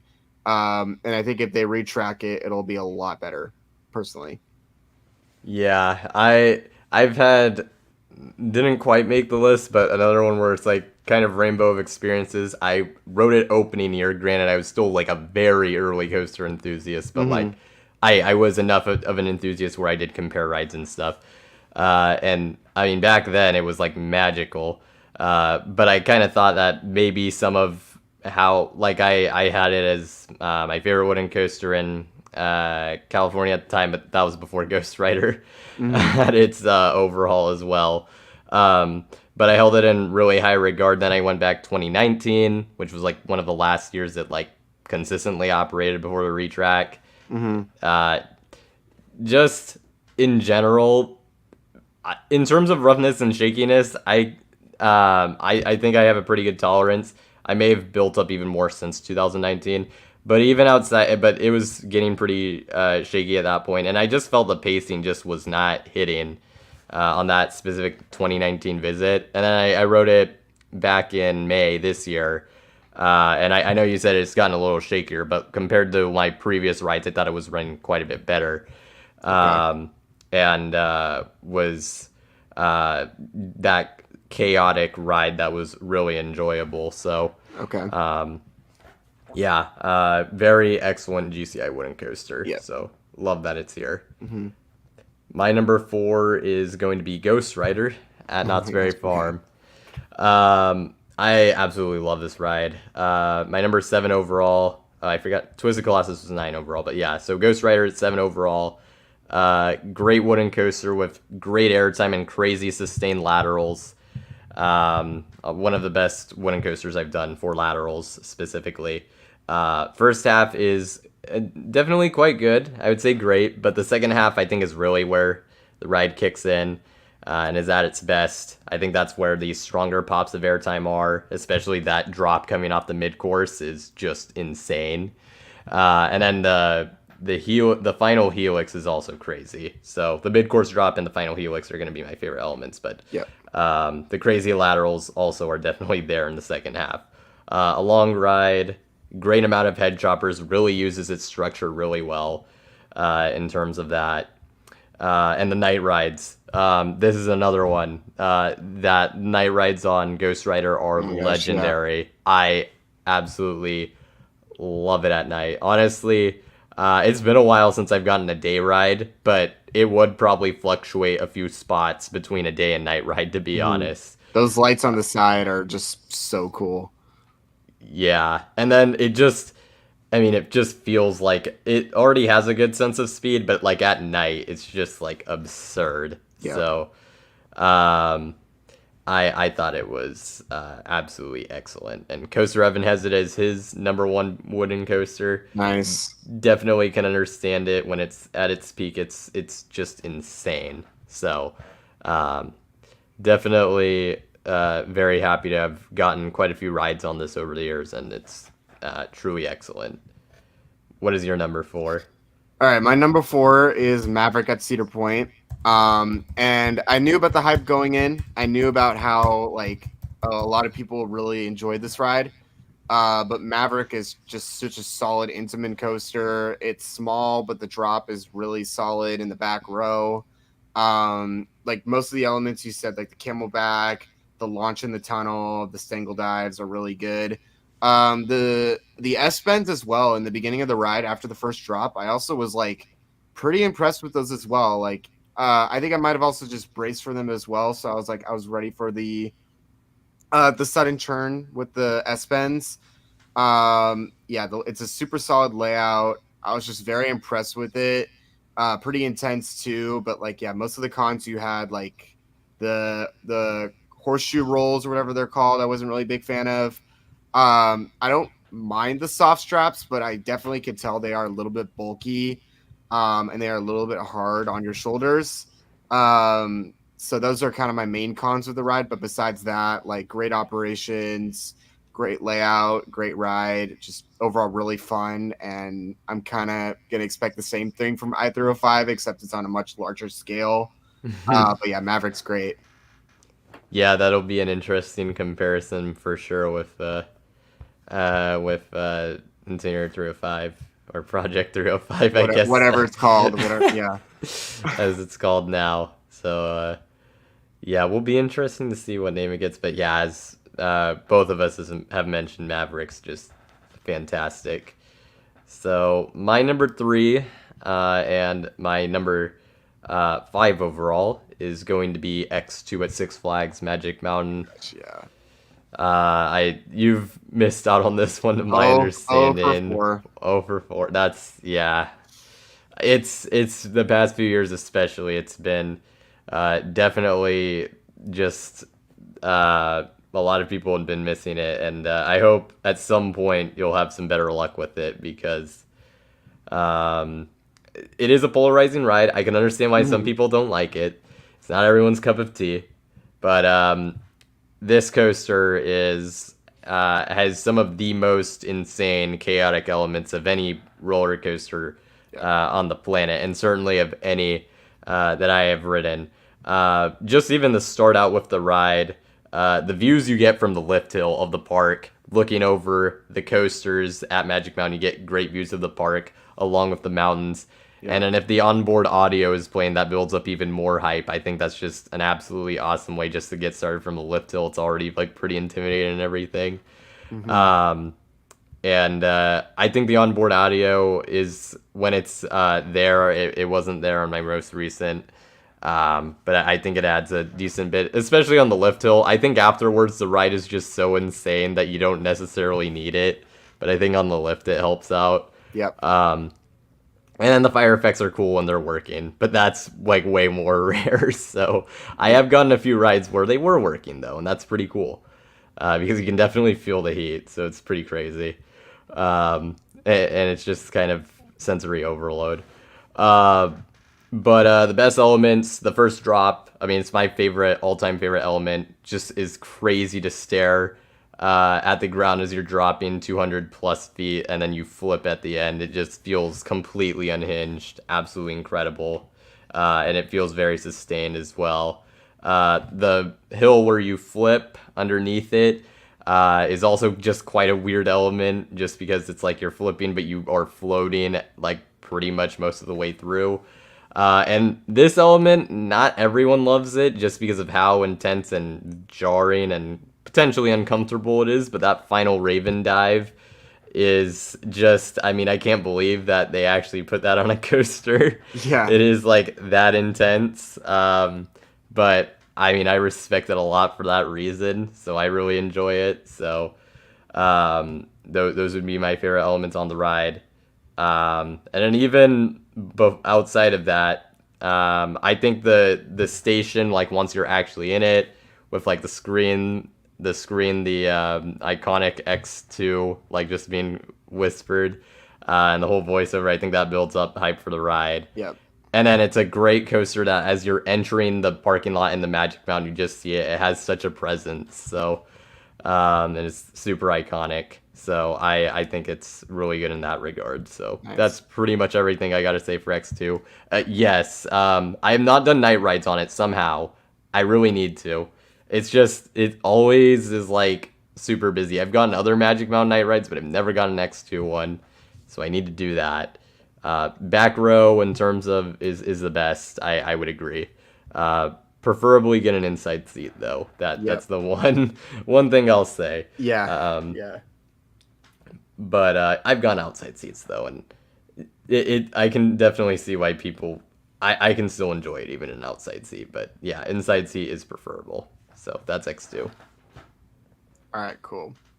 All right. And then for my number three, it is one that Carrick mentioned before. Mystic Timbers is my number three. Super solid GCI, one of the best GCI layouts that I've experienced. The theming on the lift hill is really nice. The way like the lift hill slows down in the first part and then starts to speed up as it goes up the lift hill is really sick. Really smooth. I was very shocked at how smooth it was, especially for a coaster that opened like 2017. It is still running glass smooth for my rides last year. Great airtime moments. It gives some good floaters, some flowjector. Yeah, it's just a really solid GCI. I like this. The shed, it's hit or miss. Like sometimes I think on one of my rides it was working, on the other one it wasn't. Which Interesting. was yeah, it was kind of surprising. But I was a big fan of Mystic Timbers. Yeah, best GCI I've done. It's just a great wind coaster. As far as GCIs in North America go, I have a hard time seeing any other ones dethroning it. So Yeah, it's pretty darn fantastic. As for all the reasons that you and I have described. So I'm trying to count. I think that's How many have we overlapped? We had We Railblazer, Maverick, Twisted Twisted Colossus, Colossus, Mystic Mystic Timbers. Timbers. Okay, and we have not. So we're at 4 currently. We probably might hit 5. We might, There's one that I hopefully. think is going to hit. Yeah. Okay. I think it's the one I'm about to mention next here. Steel Vengeance, Cedar Point, is my number 2. A lot of people's number 1 for understandable reason. It's my number 3 overall coaster. I mean, it's a crazy airtime machine from start to finish. Supposedly holds the record for the most airtime of any coaster on the planet, and after writing it, yeah, you can believe it, for sure. But I like that it has like a pretty good variety in airtime in the layout. I like how the first half is more like kind of almost a hyper style ride with the larger hills and the larger elements, and then the second half is a lot more lower to the ground, utilizes the structure well. So I think that's just a very good varied layout. Actually, kind of reminiscent of Voyage in that way, basically. So, as mentioned, use of the structure in the second half is excellent. Really long ride. Another ride where I did get one night ride on it, and that was really fun, really good. So Okay. I would say night. I don't think it makes as big of a difference as some of the other ones I mentioned, and certainly not as I will mention later. But Mhm. it's nice. Best elements for me include the large Outer Bank Hill. I thought it was a little overrated in terms of like, because I know for a while some people were saying it like was one of the best airtime moments on the planet. I'm like, I don't know about that, but it's pretty darn good. Yep. I thought the mid-course drop was quite good, especially if it doesn't hit too Trim. badly or hit at all. The off-axis hill heading into the structure, I've been saying this for years. I think that element is really underrated. I do really like myself some off-axis airtime, but that's a really strong element. Plus, you have the factor of it literally looks like since you're heading straight into the structure, you're gonna fly out and hit the structure. So it's Yeah. pretty awesome. And then the first in-structure wave turn is also pretty nuts for kind of similar reasons. And then that finale, like the just all those bunny hills back to back to back to back to back is just crazy. So that would be my favorite elements on the ride.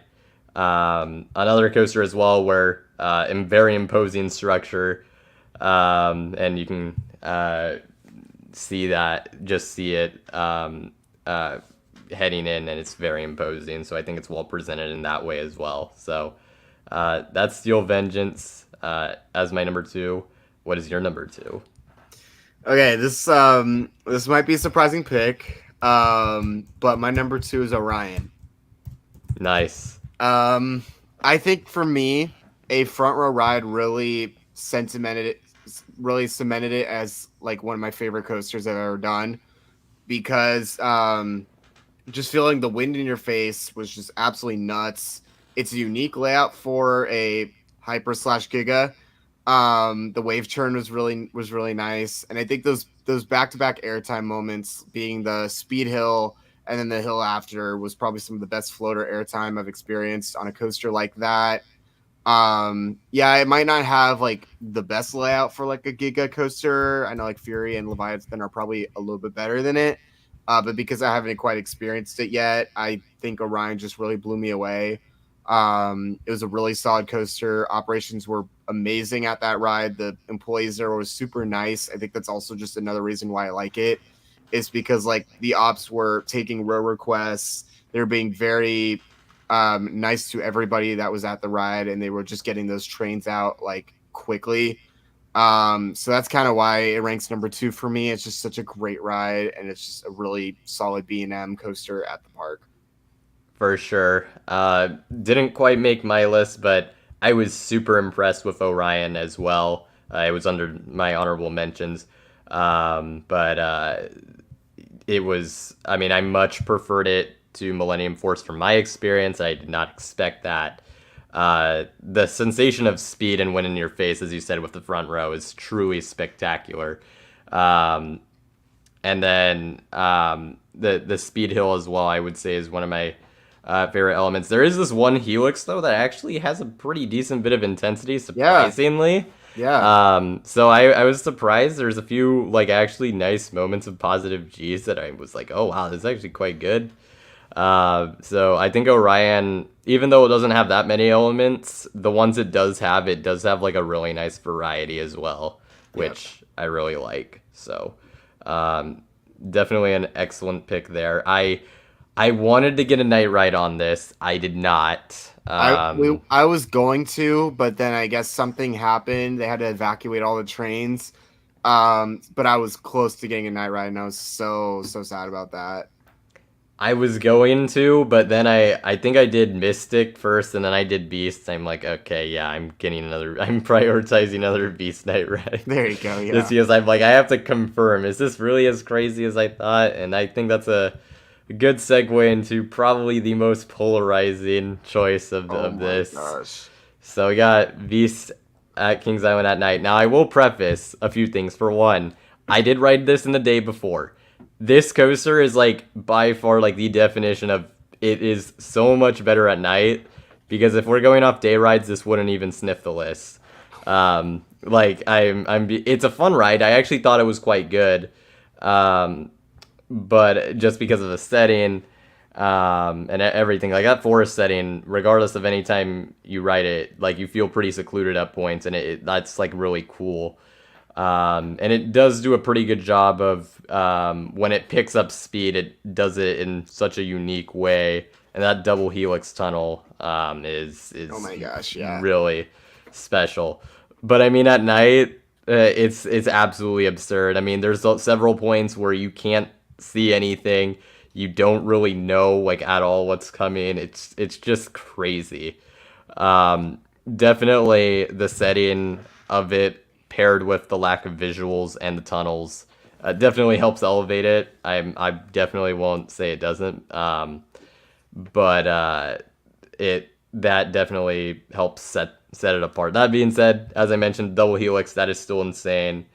Um, and Also the kind of atmosphere of the crowd was pretty special as well when I was there, because you could just kind of tell that everyone just kind of knew that it was special, in terms of riding Beast at night.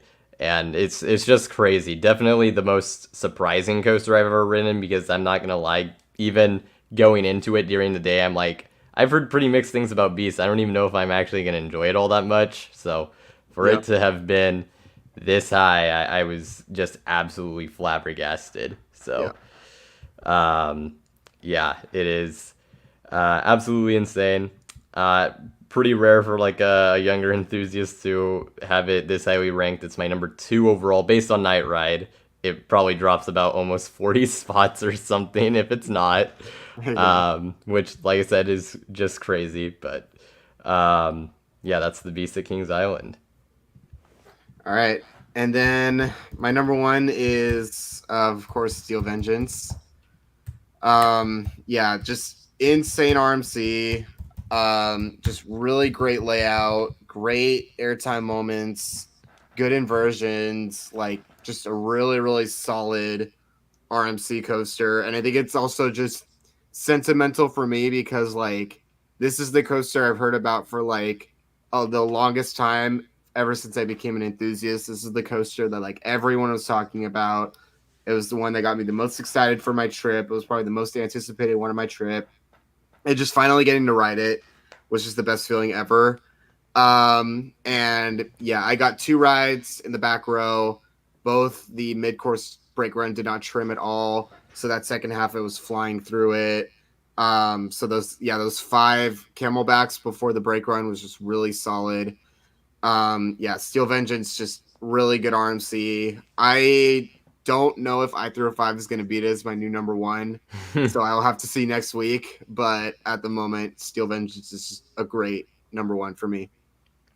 For sure, it's definitely, I mean, just in general, it's one of the absolute best coasters on the planet, layout wise and everything. And it's interesting because it's the when it originally opened, it felt like it was everyone's number 1, and and then there was a little bit where it was like a lot of people seemingly like really like overhated it for like reasons I don't understand. Yeah.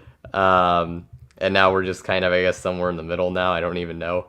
But not to say like, I mean, I don't have it as my personal number one, so I certainly get it from that standpoint. But um, it's an absolutely excellent coaster, so hard to argue with it. Another one also just from the surrealness of riding it was crazy because I was an enthusiast where everyone was like begging for RMC mean streak Yeah. like on the forums and everything. So I remember Yeah. seeing that, and it's like when it was actually happening, it's like, oh my gosh, it's gonna happen, guys. And then like seeing that whole process, having to wait a few years for it to be like officially confirmed by the park. Then you Yeah. see the animation and the layout, and it's insane. And then finally riding it was honestly one of the coolest moments as an enthusiast. I'll admit the first ride I got, it was good. The mid course. I think it hit the worst on that first ride for whatever reason, so that was a little disappointing. But yeah, um, it's absolutely excellent. So hope you enjoyed the countdown for those of you watching, and we'll move on to our final Q&A. So any last questions you have, any last buy or sells, that'll be pretty much it. So um, that is what we got for the stream. Starts mumbling over Orion being this high. Yeah, I've seen a lot of hate for Orion, and it's like I don't get it personally. Like I get why people might hate it because maybe they've ridden Fury or the other Giga coasters in the chain, and it's probably not their favorite. But like for me, being like one of only 2 Gigas I've gotten experience, I think it was solid.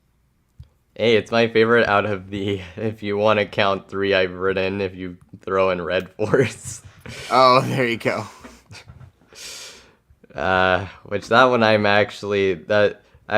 probably controversial in all 3 of my opinions of the Gigas. Oh yeah, okay. Because I'm like way lower than most on Red Force. I'm way higher than most on I'm higher than a lot of people on Orion. And then Millennium Force is kind of polarizing. I guess that one I'm kind of in the middle, but I'm definitely not on the higher end of the spectrum in terms of opinion there. Yeah. So appreciate the compliment, Sky Guy. I've seen it a few times in the chat. Charged on PC. Orion is good, but yeah, not the number 2 in the chain is King Dakar. I respect that. Yeah, that's yeah. I do. I mean, just because I mean the power of the intimate hydraulic launch, and especially that one because it's as long as it is, as well. I think I'd absolutely love King Kai. I really want to check it out. Yeah. Electric 1936 bobsled was at Tivoli Gardens. Oh my gosh. Okay. I'll have to look into that one. Intimidator 305 makes Orion seem like a family. I mean, it's Intimidator 305. So. Yeah. Man. I know. I want to go to Carowinds. I want to go ride Fury, but it's just out. It's so out of the way for me. Like, it's hard to make a trip to South and North Carolina to make it happen. It's on my radar. I feel like it's a park I can get to in the next few years because it's relatively close to the Charlotte airport, which theoretically I just fly in and ride it, or like go to Carowinds is my idea. There you go. But it's on my radar to do in the near future. I think I can get it done. Hopefully, I would love to do that. Yeah.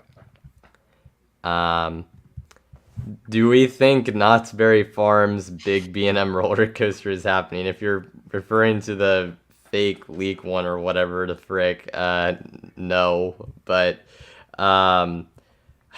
I wish they could get just even if it was like a mini hyper. That park so desperately needs a capacity machine.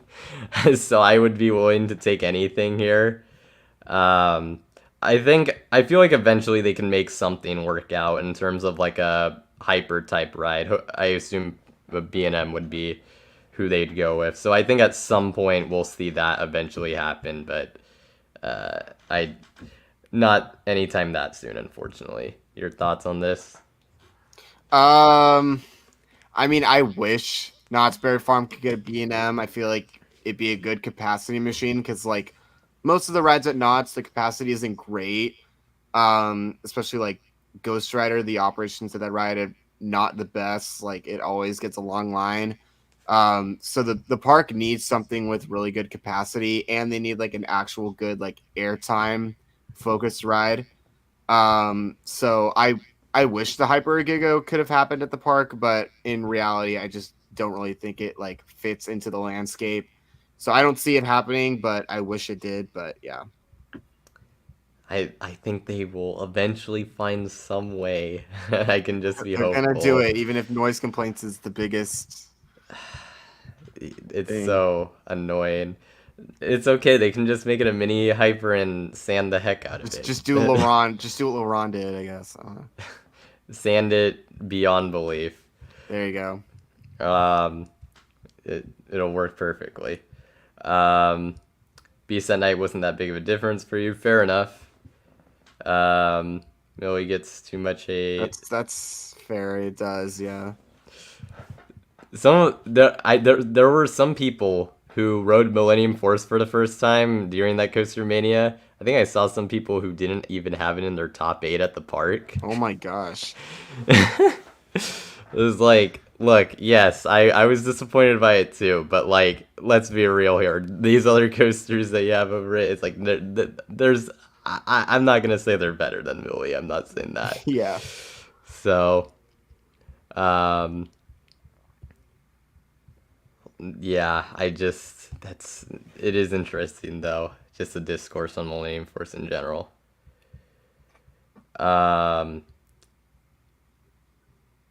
I mean, in terms of like, I don't like have a coaster enthusiast who's like, oh yes, they have the best rankings.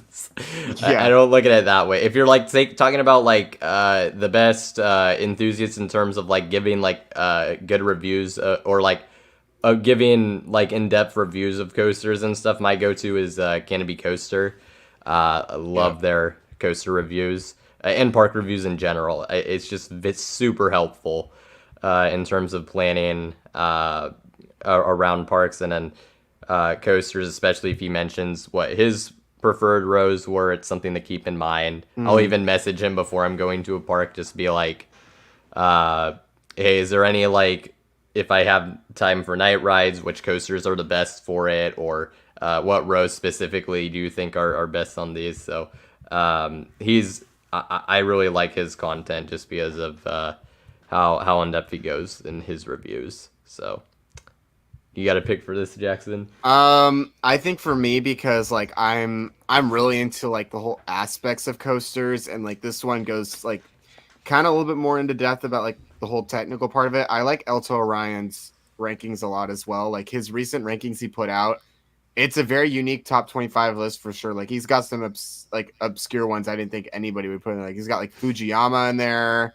He's got like some other stuff in there like that I didn't think anyone would put in there.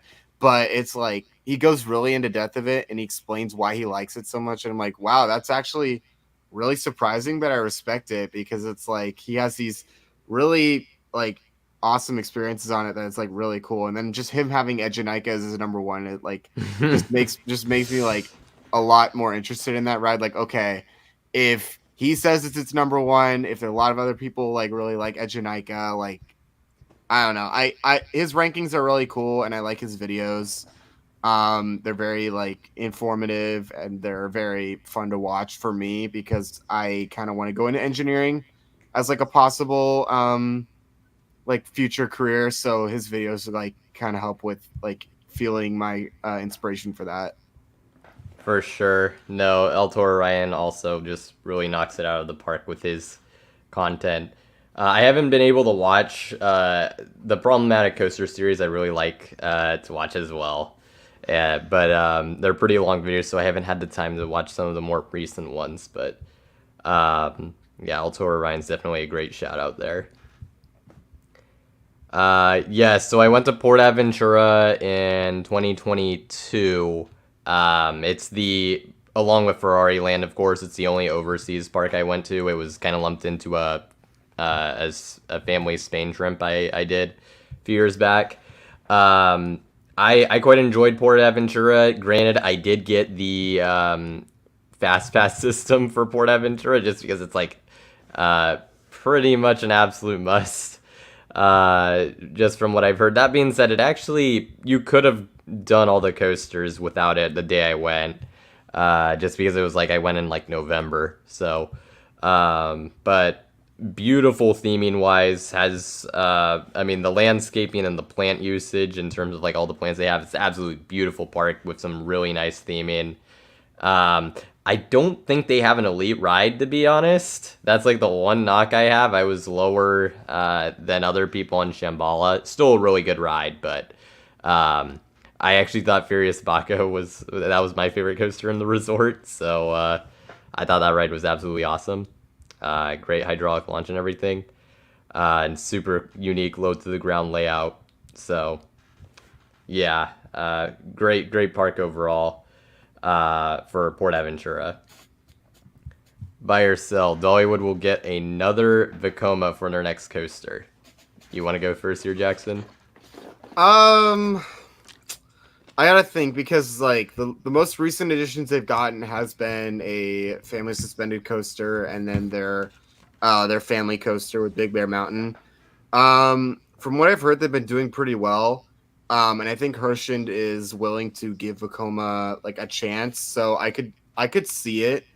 I don't know if they're gonna go the family route. Like, I don't know if they'd go for like a family boomerang, or if they'd go for a thrill coaster. But I would love to see like a next gen Vekoma thrill coaster, like a Bermuda Blitz, maybe, or like a Firestorm or something like that. Maybe could fit in well with Dollywood if they theme it well. So I'd buy it, but I don't know what your thoughts are on it.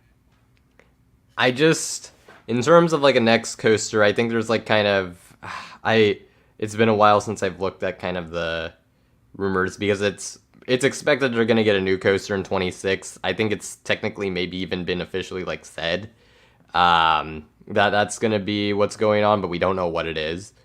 That being said, if it's like a large scale coaster, or even something that's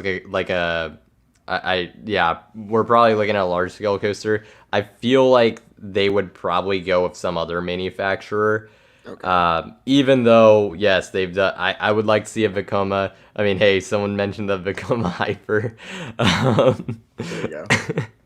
I'd love to see that here.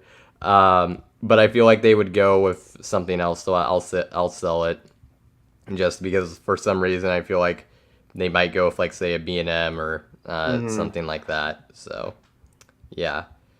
Um, let's see. So I'll answer questions I think up to the last one that charged on. Oh wait, that's just asking about the Dollywood thing. So this the question from Sky Guy. Okay. So I think we'll do that. Cool. Cool. Um, I don't know if you want to answer this or be smart to actually in your position. Yeah. At the moment, I don't have anything I can really think about because it's still like just starting out, so I have no idea how this is gonna go. In terms of what I am possibly concerned about, I don't know what that's gonna mean for in terms of me as a ride operator. Mm-hmm. Cedar Fair is taking over, I'm pretty sure, the entire operating part of the company, which means I don't want them to transition to IROC as the main training for rides. Because I've heard IROC is not the greatest in terms of training for like ride operations and it slows down operations. So that's kind of the main concern I have is if they might transition to IROC instead of the main training that we use at Six Flags. I don't know if it's the same uniform for every Six Flags park, the training, but I know the one at Discovery Kingdom, we use like a specific manual we have when we train a specific way that goes through like what IAPA made and then like our ASTM company that we're partnered with that makes the manuals for the rides. So I think the main concern for me is if we're going to be transitioning to IROC or not. That's what I mainly am concerned about in terms of a ride operator view. So Okay, that's actually pretty interesting. Um, in terms of just as my thing, I would be curious if we do see some parks at some point in the near-ish future, if there is any parks that do end up getting like sold off, um, like what exactly happens to those? Do they get sold off to um, other operators? Hmm. Is in some case, are they sitting on valuable land and so they're more useful as like a real estate thing? I don't necessarily know what those parts would be, but I would just be concerned with uh, what it could mean for certain parks if they decide they want to like just sell a few, just because I mean they're so massive right now. Um, so that'd probably be one thing. I actually see most of the new stuff they've done just with the removing of the surcharges, and I think putting the chaperone policy in. I think those are actually encouraging changes. So, um, and so that actually helps ease my potential concerns. So I actually won't list. I won't list anything else in terms of that. I think, like I said, just the future of some parks is potentially uncertain depending on what they want to do with what they have. So Hmm. that would be the main thing. Actually, that and then also who inevitably ends up being the manufacturers they want to work with for rides. Yeah. It's just that's a big question mark. So Yeah. uh, that as well. Uh, we can probably both answer this. I don't see why Hmm. not. What do I expect my top 5 Canadian coasters to be? So let me just kind of think of the grouping. Um, okay, so um, hmm. Okay, so I'm going there. That's actually pretty tricky, but I will do my best. Um, I think that oh man, that's actually if you if you can think of it first. Yeah, yeah. So I'm not really gonna go off on a list, but kind of like five that I think I would really like. I'm sure I'm probably gonna like Leviathan. If I'm a fan of Orion and Millennium Force, I'm sure I'm gonna like Leviathan a good amount. I've also heard Behemoth is like a pretty good B&M hyper. Um, so that might be one I like as well. Um, I might like Dragon Mountain just for like the uniqueness and the weirdness of the ride. For being like one of the longer arrows. I might like it for that regard. Um, Goliath at La Ronde also looks pretty interesting too, like being a mini hyper, but I've heard it like has some pretty decent floater airtime. And then like and then lastly, like Yukon Striker looks really good too. I think the three B&Ms, like pretty much I'm gonna enjoy. And then like the two like obscure coasters in Canada. And then like maybe one honorable mention being Thunderbolt or Coaster. I know Coaster did get seatbelts, so that is a little bit unfortunate that they don't have the buzz bars anymore. So that might be a bit of a downer, but Thunderbolt might be decent. So those are kind of the ones I'm listing off as like ones I might like in Canada. All right, I think I'll kind of do the same thing. I'll kind of go off like a 5 most anticipated. Honorable mentions I will mention are Thunderbolt, Vampire at Laron. Okay. Just I think truthfully, it probably if I did ride like the main coasters there, I wouldn't be surprised if it ended up being a top 5 for me. Just because I do really like Batman clones, and if that one runs well. Um, and then Dragon Mountain just kind of as like a, it's interesting. And then Yukon Striker probably as well. Yeah. So my 5 most anticipated in no particular order would be Leviathan, Behemoth, Goliath, um, Coaster at Peony, um, and then what am I? I think I may have mentioned one of the honorable mentions as the what is it? One of the 5. I'd probably go with um, You know what? I'll actually go with Thunderbolt just because it's like really kind of interesting to me. So, um, or yeah, we'll do that. Um, just because I'm not exactly as big of a fan of dive coasters. Vampire, I basically know what I'm getting because it's a Mm. Batman clone. And then Dragon Mountain is interesting, but I don't know about that one. You just So gotta hope Thunderbolt doesn't have any downtime. yeah, I think it's actually been doing all right from what I've heard, Yeah, from what I've heard, it's been doing good. So that's good to see. for sure. I mean, it was a much simpler project than like say a Top Thrill 2, so Yeah. glad to see that at least up to this point, from what I've heard, is doing good. Um, let's see, and then okay, I think we have two more questions. Yeah. When is my next stream? I actually don't know right now. If King's Dominion does a live stream for their announcement, I actually probably gonna have to reach out to see if they're actually gonna do that. I would like to do a reaction to that, but I don't know if they're gonna announce it that way. If they do, I would like to do a reaction to that announcement. If not, then it'll be at some point afterwards, probably in August, realistically. And then I'm mostly just gonna be doing live stuff for now. Maybe we'll see if I can do some shorts, short form content. Future, I'm not. I don't have plans right now for videos though, so it's either gonna be live and then maybe some short stuff. We'll see about that.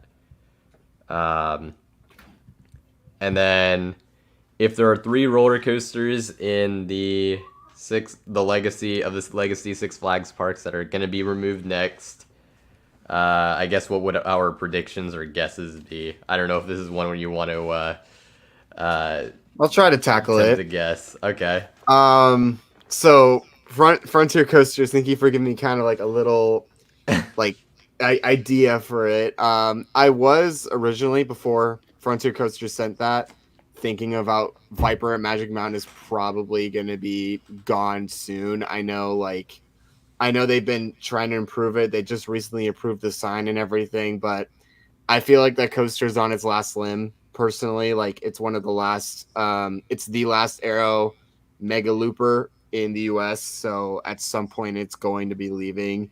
And I'm sure at some point they're going to want to take it out to put something new in that plot of land. Um, I also could maybe see one other SLC, if not being renovated, being removed. So like Kong might be gone. Um, Mind Eraser Darien Lake's getting renovated, so Ed that's not Nor really. is the other one that hasn't gotten anything yet at Yeah, Luan. I'm pretty much copying his list. I could see Ednor leaving too.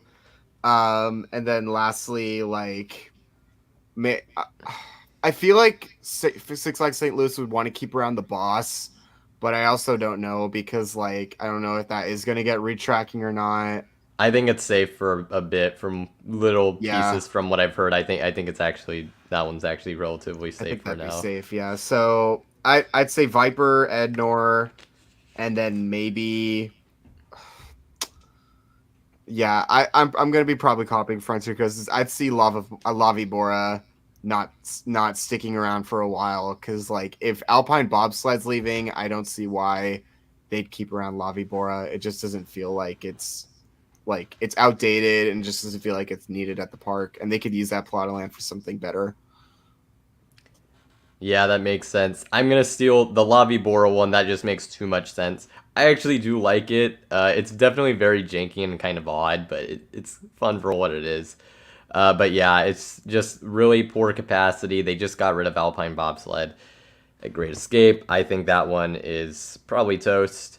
I'm not gonna have you comment on it, but I'll throw in Flash Vertical Velocity. Oh yeah, yeah, Um, I forgot about that. yeah, I just have a feeling. And then the third one's actually really tough because I actually think Viper is okay. I feel like it's gonna be around. I think the SLCs, I think they're just gonna stick it out and upgrade them. I don't really see why they would pick and choose which ones. Like, we're just not gonna do this one for whatever reason. I think eventually they'll all get the new trains. Okay. Even if Ed Nor gets the Six Flags Mexico treatment, where they put one new gen train Oh, and keep that's the right. other one, which is really weird. Yeah. But so number three, oh man, that's actually really tough because I think like Lobby Bora and Flash, I think are like the obvious two. Um, you know what? I will. I will go with this, but I don't think it like is gonna be defunct. There is, I think some there. I think there might have been some activity that was spotted at New England around Mm. the Goliath plot, Oh, and so you think like flashback? but the thing Okay. is, Six Flags seems to like to keep their boomerangs around. So I think it, and especially with the new chain being a thing, maybe Okay. they find another new home for it, or they can sell it off, whatever they want to do. I don't think they would actually be truly like dead, but removed from New England. Let's go with flashback. I think I'll go with that. All right. There you go. All right, so I think that'll wrap it up. Thank you so much, Jackson, for coming on, and it's been great having you on. So if you have any last things you would like to mention, now would be the time to go about it. Not that I know of. Thank you so much for having me on. It's been a pleasure, and it's just been super fun. Awesome. And really fun to have you on. And for all of you watching, I much appreciate it, especially for anyone watching either now or afterwards. So I wanted to mention that. And that'll pretty much wrap it up. So with that being said, thank you all for watching. And I'll see you all next time here on Coaster Hour. See you all.